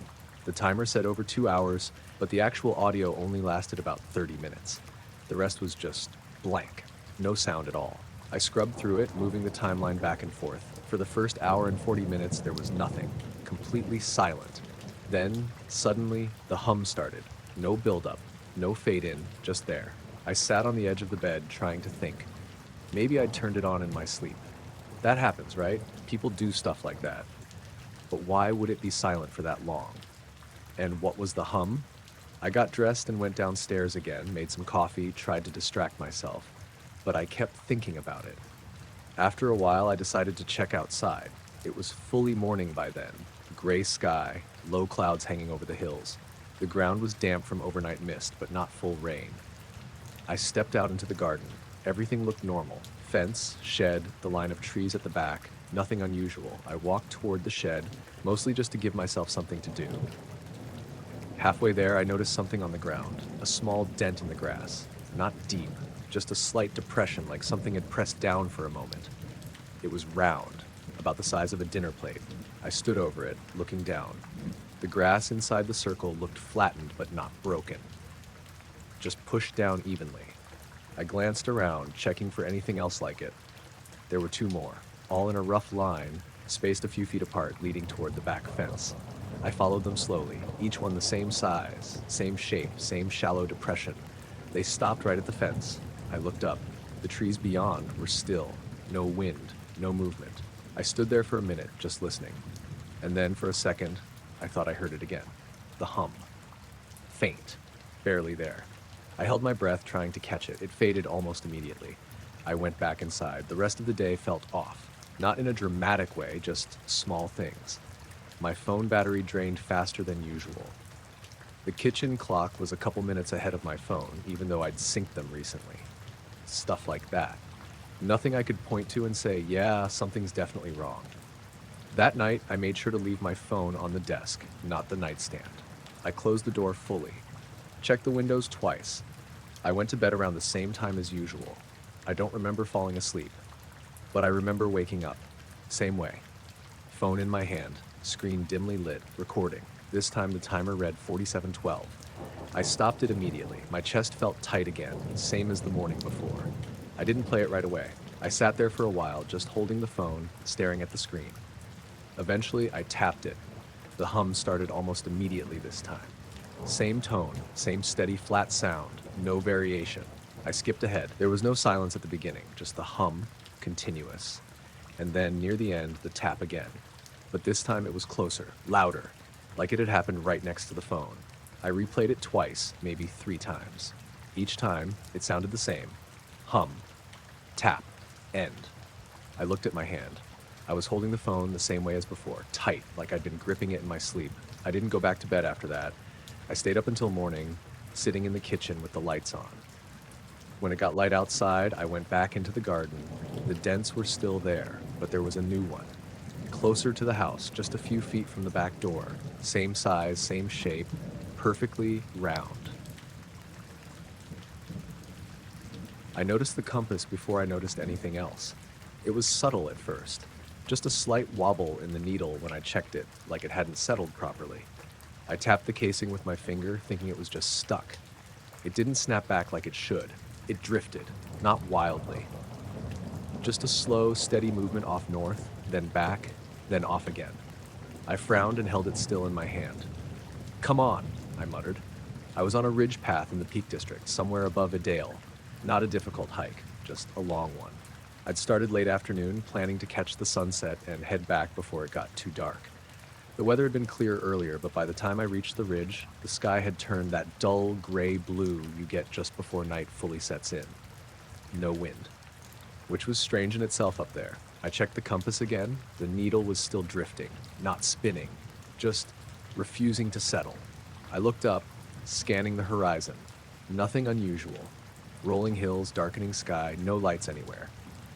I pulled my phone out and checked the map. Signal was weak, but still there. Location looked right. I slipped the phone back into my pocket and kept walking. The path was narrow, gravel underfoot, dropping off on either side into darker slopes. I glanced at the compass again. Still off. Probably just interference, I said to myself. Didn't really know what would cause it out there, but it sounded reasonable enough. I kept moving. A few minutes passed. The light dropped further. That soft blue-gray turning into something darker. I slowed slightly, more out of habit than anything. That's when I noticed the silence. Not complete silence, but thinner, like something had been pulled out of the air. No wind, still. But even the distant sounds you usually get, birds, maybe a far-off car, weren't there. Just my footsteps and my breathing. I stopped walking, stood still, listened. Nothing. I checked the compass again. The needle had drifted further now. pointing somewhere between north and east, but not quite either. I turned slowly in place, watching it. It didn't adjust the way it should. It lagged behind my movement, then slid slightly past where it should have stopped. I swallowed. All right. I looked up again. The horizon line was still clear, dark shapes of hills against a slightly lighter sky. Everything looked normal, but it didn't feel right. I took a few more steps along the ridge. The gravel crunched under my boots, louder than it should have been. Each step felt too sharp in the quiet. I checked the compass again, still drifting, not correcting. I stopped again. That's when I saw the glow. It was faint, barely there, just above the horizon, slightly to my left, a soft pulse, not bright, just enough to notice. It lasted maybe a second, then it was gone. I blinked, staring at the spot. Nothing, just the dark line of the hills. I stood there, waiting. Nothing happened. I told myself it was just something distant. A car, maybe. Light reflecting off something. Didn't make sense, but it was something. I started walking again, slower now, more aware. The silence pressed in a bit more. I became aware of my breathing again, too loud. I tried to breathe quieter, didn't help. I checked the compass. The needle had shifted again, now pointing somewhere else entirely, not even close to north. I stopped, turned in a slow circle. The needle followed, but not correctly. It moved like it was delayed, like it was catching up. I felt a tightness in my chest. I looked back toward where I'd come from. The path was still there, faint but visible. I could head back, probably should.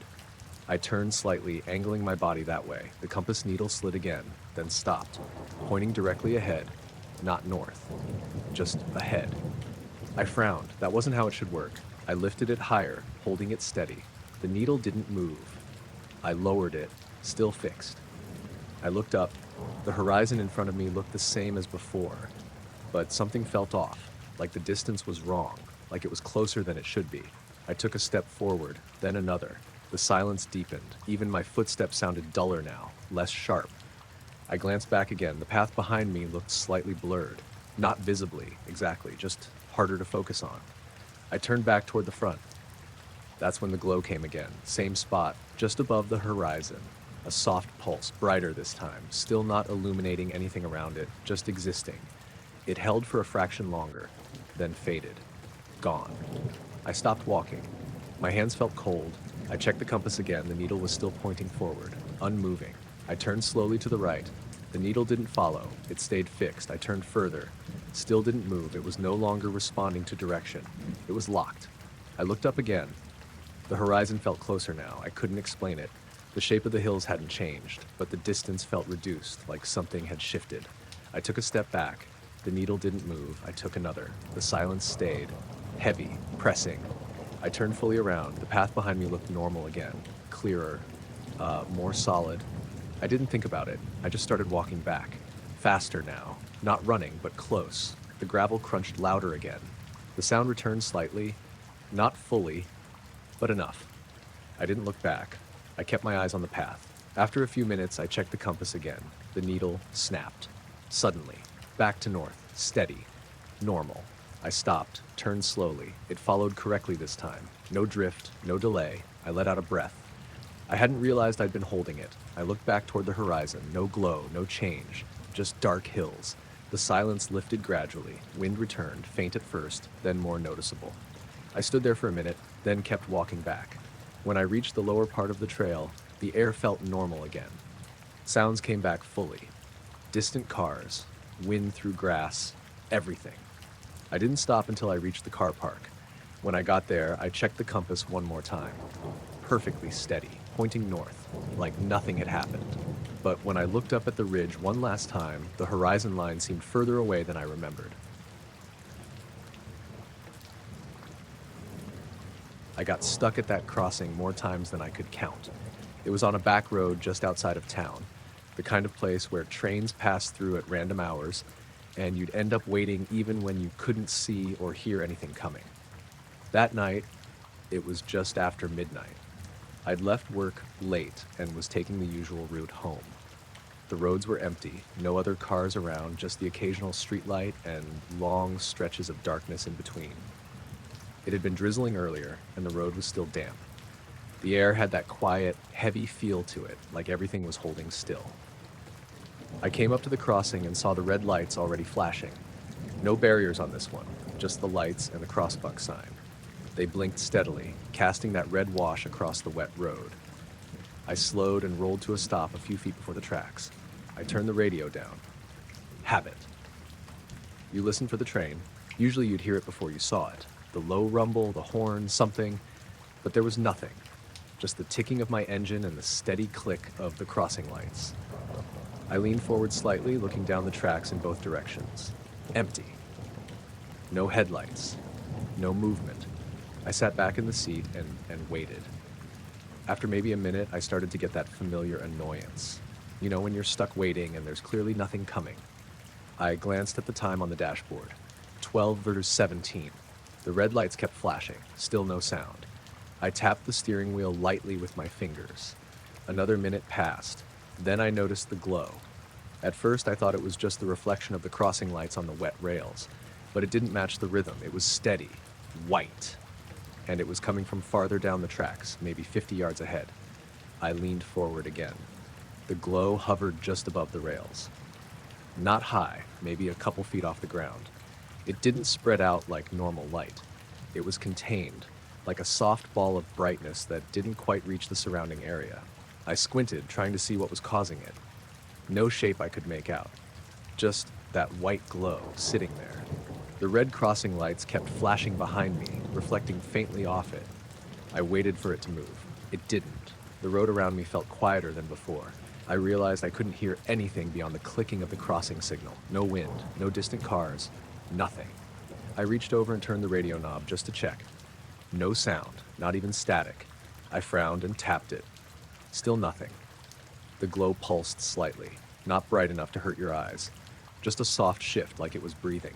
I felt a pressure in my ears, sudden, sharp. I swallowed, trying to clear it. It didn't go away. It felt like being in an airplane when the cabin pressure changes too fast. I shifted in my seat. The air inside the car felt thicker. Hard to describe, not like I couldn't breathe. Just like the space itself had weight to it. I looked back at the glow. It seemed closer. Not by much, but enough that I noticed. I blinked a few times. It stayed where it was. I gripped the steering wheel. My fingers felt slightly numb. That same pins and needles feeling, but duller.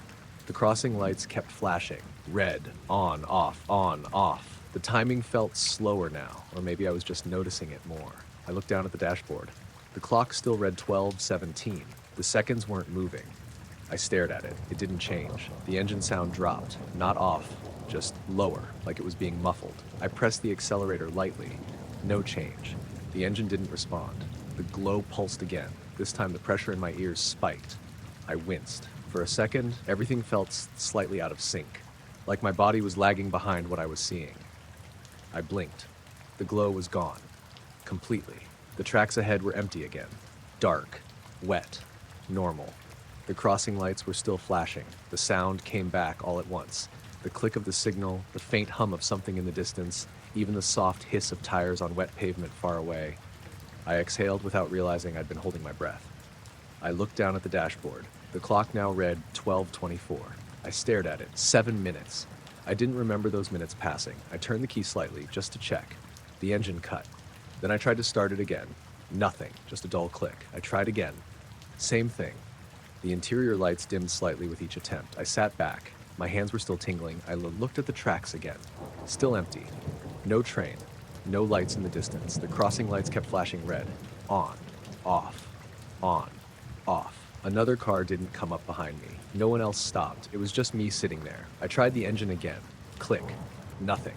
I waited. I don't know how long, maybe a couple minutes, maybe more. Then, without warning, the crossing lights stopped. Just like that. No slowing. No final flash. They just went dark. The silence felt bigger for a second. Then normal sound filled back in. I turned the key again. The engine started immediately. No hesitation. Like nothing had happened. I sat there for a second, then drove forward, crossing the tracks. As I passed over them, I glanced to the side. There was nothing there. No sign anything had been on the rails. I kept driving. The radio came back on, mid-song. I hadn't turned it back on. I checked the clock again, 12:25. It kept ticking normally now. When I got home, I sat in the car for a minute before going inside. The engine idled steady. Everything felt normal again. But for a few minutes out there, It hadn't. And the part that stuck with me wasn't just the light, it was how long I'd been sitting there without realizing it, and how the crossing lights had stayed red the entire time, even though nothing ever came.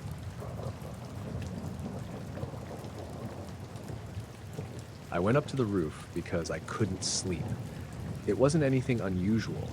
The building had a small access door at the top of the stairwell, and most people didn't bother with it. But it wasn't locked, and sometimes I'd go up there just to get some air and clear my head. That night, it was just after 2 in the morning. I remember checking my phone before I left my flat, 2:08. The city was quiet in that late night way. Not silent, but reduced. Traffic was lighter, fewer voices, just the distant hum of everything still running. The roof was flat with a low concrete wall around the edge, a few vents, some pipes, nothing else. From up there, you could see down into the street on one side and across to other buildings on the other. I stepped out and closed the door behind me. The air felt cool, but still. No wind at all. I walked over to the edge and leaned slightly against the wall, looking out across the buildings. Lights in some windows, others dark. A few cars moving in the distance. Everything looked normal. I stayed there for a couple minutes, just standing, letting things settle. Then I noticed the light. It wasn't in the sky. It was between buildings, low, at about the same height as the rooftop I was standing on, maybe a little lower. It hovered in the gap between 2 apartment blocks across the street, maybe 50 or 60 feet away. At first, I thought it was a drone. That was my first assumption, but it didn't blink. No red or green lights, just a steady white glow, and it wasn't moving, not even slightly. I straightened up and focused on it. The light was round, or at least it looked that way. Not perfectly defined, but contained. It didn't spill out onto the walls around it the way a spotlight would. It just sat there. I leaned forward a bit, trying to get a better angle. Nothing changed, no movement, no sound. That's when I realized how quiet it had gotten. The usual background noise of the city was gone. No cars, no distant voices, no hum from air conditioners or traffic, just nothing. I shifted my weight and listened. Still nothing. I took a step back from the edge. The sound of my shoe on the concrete felt muted, like it didn't carry. I looked back at the light. It pulsed once, soft, barely noticeable, but I felt it. A slight pressure in my ears, like a quick change in altitude. I swallowed. It didn't clear. The air around me felt heavier, not thick enough to stop me breathing, just enough to notice. I rubbed my hands together. There was a faint tingling in my fingers. I looked back at the light. It hadn't moved. It just stayed fixed in that space between the buildings. I tried to look around it, see if there was anything behind it. The walls of the buildings were visible, but the light didn't seem to interact with them properly. It didn't cast shadows the way I expected. It didn't reflect normally. It was just there, separate. I took a few steps along the edge of the roof, trying to change my angle. The light stayed in the same relative position. No matter where I moved, it looked like it was facing me directly. That didn't make sense. I stopped. The pressure in my ears increased slightly. My chest felt tight, not panic, just a steady weight. I took a breath. It felt shallow, like the air wasn't moving the way it should. I looked back toward the stairwell door for a second. It felt further away than it should have. Not physically, just like it would take more effort to get there. I turned back to the light. For a second, I thought I saw something inside it. Not a clear shape, just a darker section, like something was passing through it or behind it. Then it was gone. The light returned to being uniform. My ears popped again, sharper this time. I winced. The silence deepened. It felt like everything had been pressed down, flattened. Even my own breathing sounded distant. I raised a hand slightly, like I was going to wave or block it. I don't know why. My arm felt slow, not heavy, just delayed. The light pulsed again, stronger. The pressure in my chest spiked. I sucked in a breath. For a second, everything felt out of sync, like my body wasn't keeping up with what I was seeing. I blinked, and suddenly I was standing near the door, not at the edge anymore. My back was almost against the wall beside it. My hand was on the handle. I froze. I didn't remember walking there. I turned around slowly. The edge of the roof was a few steps away now. The buildings across the street looked normal. The gap between them was empty. No light, no glow, just darkness. The sound came back all at once. Cars in the distance, a faint siren somewhere far off, the usual low hum of the city. I stood there for a second trying to catch up. My chest still felt tight, but it was easing. My breathing returned to normal. I looked down at my hands. The tingling was fading. I pulled my phone out of my pocket. The screen lit up. 3:19. I stared at it. That didn't make sense. I'd only been up there for a few minutes. It hadn't felt like more than 5 or 10. I checked again. 3:19. No missed notifications. No calls. Nothing that explained the time. I looked back out at the gap between the buildings. Nothing there. Just empty space and dark windows.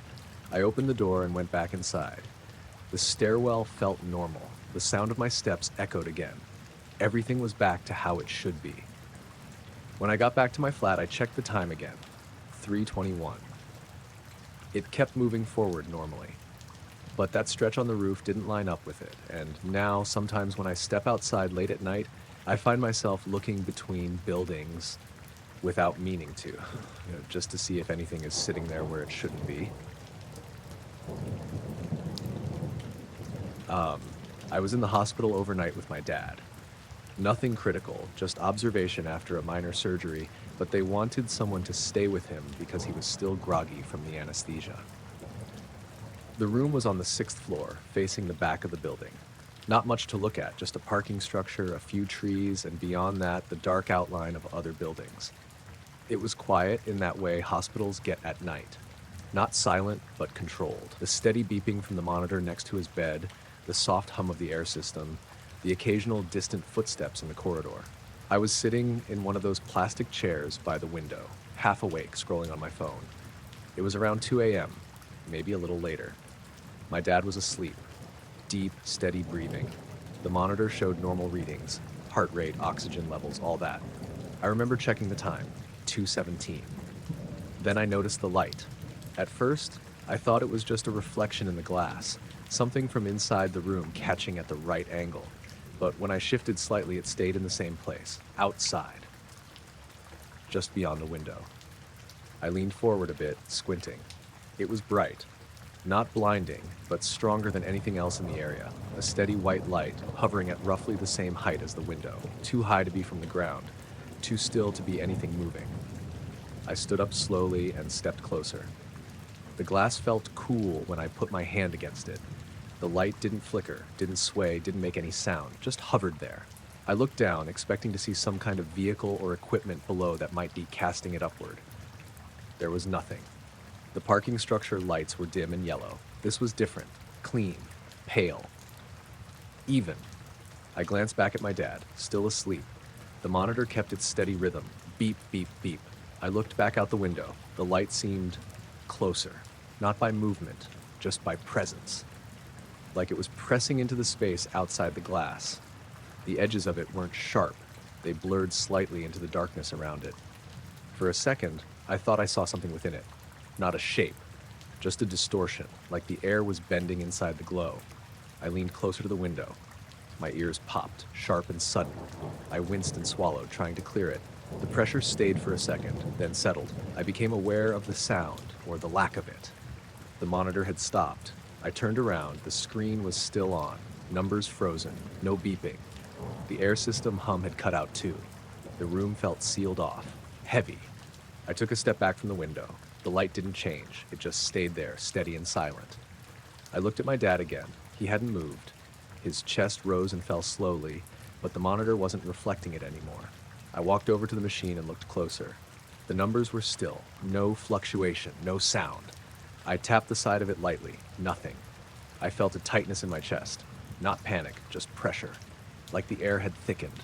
I looked back at the window. The light pulsed slowly, brightened slightly, then dimmed, like breathing. The pressure in my ears increased again. My fingertips tingled. I realized I was holding my breath. I exhaled slowly. The sound of it felt muted, like it wasn't fully reaching the room. I don't remember deciding to move closer again, but I did, step by step, back toward the window. The light seemed to fill more of my vision. The edges of the room softened. For a moment, I thought I could see something just beyond it. Not clearly. Just the suggestion of depth, like looking through fog at something that didn't want to come into focus. The light pulsed again. My ears popped sharply. And then, everything came back, all at once. The monitor beeped loudly. making me flinch. The air system kicked in. Distant footsteps echoed in the hallway. I blinked. The light was gone. The window showed only the dark outside, the faint glow of distant streetlights. I stood there for a second, trying to catch up. The monitor next to my dad showed normal readings again. Numbers moving, beeping steady. I looked down at my phone. 2:54. I frowned. I was sure it had been just after 2:15 when I first noticed the light. There was no way that much time had passed. It hadn't felt like that. It had felt like minutes. I sat back down in the chair. My hands felt slightly numb. Not cold, just dull. I flexed my fingers, trying to shake it off. The room felt normal again, everything in its place. But I couldn't stop looking at the window. Every few seconds I'd glance back, half expecting the light to return. It didn't. Around 3:10, a nurse came in to check on my dad. She smiled, asked how he was doing. I almost said something about the monitor stopping, but I didn't. She would have seen it in the logs if something had actually happened. She adjusted a few things, checked his vitals, and left. Everything looked normal. Later, when I checked my phone again, I noticed something. My step counter, it logs movement automatically. There was a gap from 2:18 to 2:49, no movement recorded, just a flat line. But I knew I'd been standing, walking, moving around the room. I'd gone from the chair to the window to the bed, back again. Except according to that, I hadn't moved at all. I didn't sleep the rest of the night. I just sat there, watching the window, waiting to see if the light would come back. It didn't. I got the taxi just after midnight outside a pub near the edge of town. It wasn't busy, just a couple of people hanging around waiting for rides and one car idling near the curb. The driver leaned over and unlocked the door when I approached. Older guy, maybe late 50s, didn't say much. Just nodded when I told him the address. I got in the back, shut the door, and the car pulled away almost immediately. It was a normal start. The radio was low, some talk show I wasn't really listening to. The heater was on, a bit too warm, and the windows had that faint fogging you get on cold nights. I sat back, looking out the side window as we drove. The streets were mostly empty. A few parked cars, the occasional light in a house window, nothing unusual. About 5 minutes in, I noticed the light. At first, I thought it was just another car behind us, a headlight catching in the reflection of the window. But it didn't behave like one. It stayed in the same position, not getting closer, not falling back, just there. I shifted slightly in my seat, trying to get a better angle. The light was visible in the glass, hovering above and behind the car. Not directly behind like a vehicle, higher, like it was somewhere above the road, following along. I turned my head to look out the rear window. There was nothing there, just darkness and the faint glow of distant streetlights. I looked back at the side window. The reflection showed it clearly, a pale, steady light keeping pace with us. I frowned and leaned forward slightly. "Do you see that?" I asked. The driver didn't respond. I waited a second. "Behind us," I said, a bit louder. He glanced in the rearview mirror, then back at the road. "See what?" he said. "The light." He shook his head slightly. "Just your reflection, probably." I sat back, but it wasn't my reflection. It was too bright, too defined, and it didn't move when I moved. I watched it for a while. It stayed exactly where it was, hovering in the reflection, matching our speed perfectly. We passed a junction. Normally you'd see headlights shift, change angles, move relative to the car. This didn't. It stayed fixed. I looked out the window again, directly. Still nothing. Just the road, dark and empty. But in the glass, it was there, following. The air in the car felt off. Not immediately noticeable, but after a few minutes, I realized it felt thicker. The heater was still on, but the warmth felt muted somehow. My ears popped. I swallowed, trying to clear it. The pressure stayed for a second, then eased slightly. I looked at the driver again. He seemed completely normal. Hands steady on the wheel, eyes on the road, posture relaxed. The radio had gone quiet. I hadn't noticed when. No static, no voice, just silence. I leaned forward and looked at the dashboard. Everything seemed normal. Speed steady, no warning lights, but the interior lights looked dimmer. Not off, just reduced, like the brightness had been turned down without actually changing anything. I leaned back again. The light in the reflection hadn't changed. It pulsed once, softly, barely noticeable, but enough. My fingers tingled slightly where they rested on my leg. I shifted them, rubbing them together. The feeling didn't go away. I looked back out the rear window again. Still nothing. No source. No explanation. I turned back to the side window. The light seemed closer now. Not physically, just more present. Like it was pressing into the space around the car. The edges of it looked strange. Not sharp, not blurred. More like the air around it was bending slightly. I blinked. The light dimmed slightly, then returned to its original level. My ears popped again. Sharper this time. The pressure built quickly, then held. I opened my mouth to say something to the driver. Nothing came out at first, then when it did, it sounded wrong. Flat. Like it wasn't carrying properly. The driver didn't react. The car kept moving. The road ahead looked normal, but it felt like we'd been driving longer than we should have. I checked my phone. No signal. The time read 12:51. That didn't seem right. I'd gotten in around 12:10. The drive should have been 15 minutes, maybe 20 at most. It hadn't felt that long. I looked back at the light. For a second, I thought I saw something inside it. Not a shape, just a distortion, like something shifting behind it. Then it was gone. The light pulsed again, stronger this time. The pressure in my ears peaked. Then everything snapped back. The radio came on suddenly, loud enough to make me flinch. The interior lights brightened. The air felt normal again. I blinked. The reflection in the window showed nothing. No light, just the dark road behind us. I looked out the rear window again. Still nothing. The driver spoke for the first time in a while. "Nearly there," he said. His voice sounded normal, like nothing had happened. A minute later, we pulled up outside my house. The car stopped. I sat there for a second, trying to process it. Then I reached for my wallet. The fare meter caught my eye. I froze. The distance was wrong, way off. It showed nearly double what the route should have been. I looked at the time again, 1:26. I stared at it. There was no way the drive had taken that long. It hadn't felt like more than 20 minutes. I looked at the driver. He didn't seem concerned. Just waited, hand resting on the wheel. "Bit higher than usual," I said, nodding toward the meter. He shrugged. "That's what it says." I paid him. Didn't argue. Got out of the car. The night air felt sharp and normal. I stood there for a second, watching the taxi pull away. As it turned the corner, I looked at the rear window one last time. There was nothing following it. Just the car, disappearing down the street. I went inside, checked my phone again. The time hadn't changed. 1:27. I stood in the hallway for a while, trying to remember the drive, the turns we took, the roads we passed. But there were gaps, whole stretches I couldn't account for, like pieces had been skipped over. I haven't taken a taxi that late since, not on my own. I saw it because the light hit it just right. I was driving back from a late shift, taking a stretch of road I don't usually use. It cuts across open farmland, no streetlights, just long, straight sections with nothing on either side except low fences and fields. It was around 2 a.m., cold, clear, no wind. The road was empty. I had the headlights on full beam, just letting them stretch out ahead. That's when I caught the reflection. At first, it was just a flicker, a quick glint somewhere above the road. I thought maybe it was a sign, something reflective catching the light at an odd angle. But it wasn't where a sign would be. It was too high.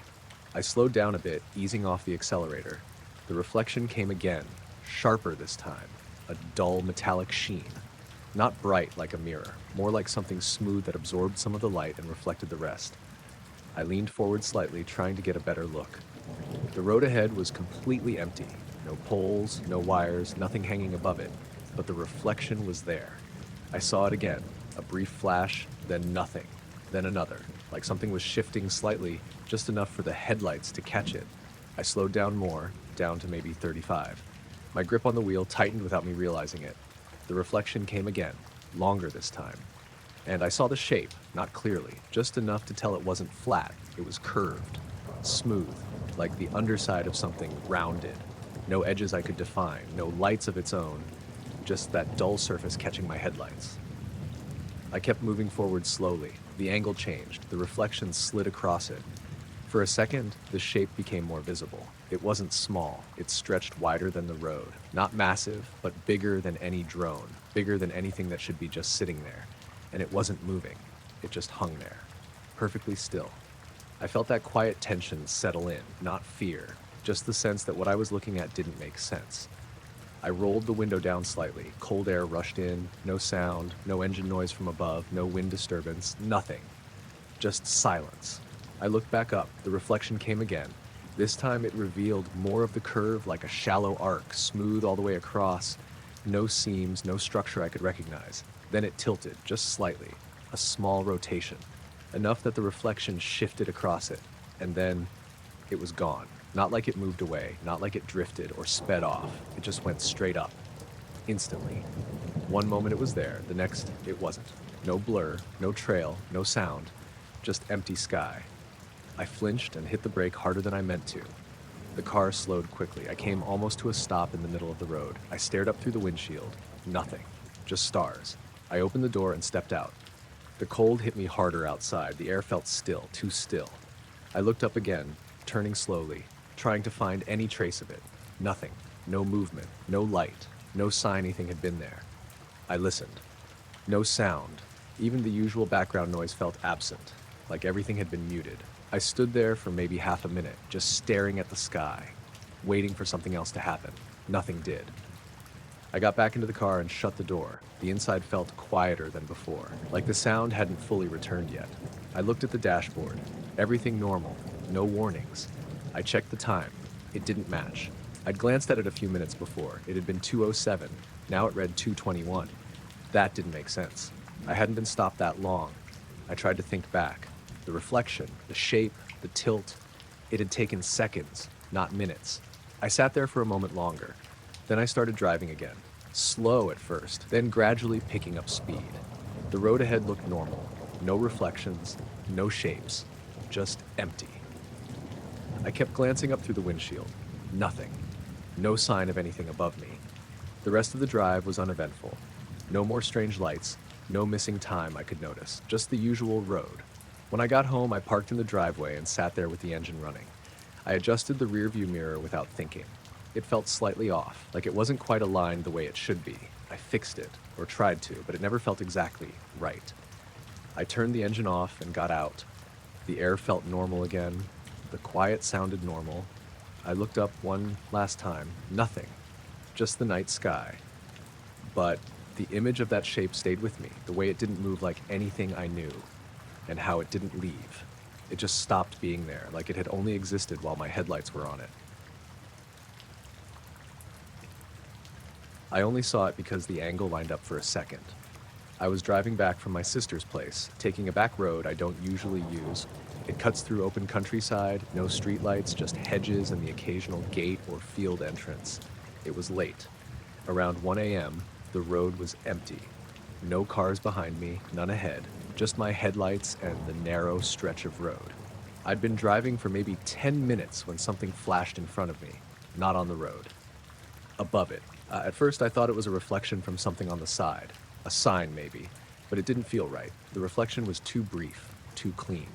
I slowed down slightly, trying to focus on where it had come from. Nothing. Just darkness ahead. Then it happened again. A quick glint.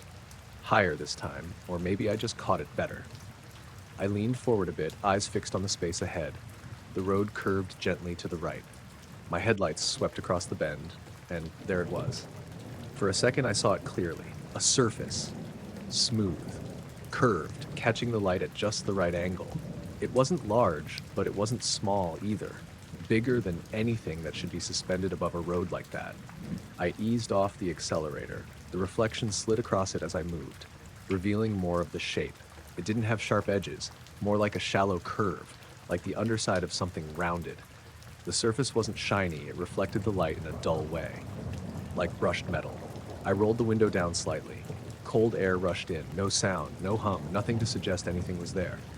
I kept driving forward slowly. The reflection came again, stronger. The shape became clearer for a moment, floating, not attached to anything. No cables, no supports, just there.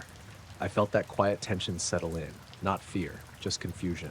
I tried to judge the height. It was well above the road, higher than a truck, higher than anything that should be there. The reflection shifted again, then it tilted. Just slightly, a small rotation, enough to change how the light hit it. And then it was gone. Not drifting, not speeding off. It shot straight upward. Instantly. No buildup, no acceleration curve, just one position, then nothing. I flinched and hit the brake harder than I meant to. The car slowed quickly. I came almost to a stop in the middle of the road. I stared up through the windshield. Nothing, just the dark sky. I opened the door and stepped out. The cold hit me immediately. The air felt still, too still. I looked up again, turning slowly, trying to find any trace of it. Nothing. No movement, no light, no sound. I listened. No wind, no distant cars, just silence. I stood there for maybe half a minute, waiting. Nothing came back. I got back into the car and shut the door. The inside felt quieter than before, like the sound hadn't fully returned yet. I looked at the dashboard. Everything normal, no warnings. I checked the time. It didn't match. I'd glanced at it not long before. It had been around 1:14. Now it read 1:29. That didn't make sense. I hadn't been stopped that long. I tried to think back. The reflection, the shape, the tilt. It had taken seconds, not minutes. I sat there for a moment longer. Then I started driving again, slow at first, then gradually picking up speed. The road ahead looked normal. No reflections, no shapes, just empty. I kept glancing up through the windshield. Nothing. No sign of anything above me. The rest of the drive passed without anything unusual.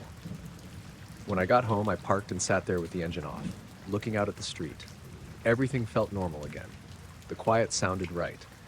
But the way that surface had moved, it hadn't accelerated, it hadn't built speed, it had just changed position. Like it wasn't moving through the air at all, just leaving it. I noticed it because I thought a car was passing outside. You know how headlights sometimes catch the edges of your room through the curtains and move across the ceiling?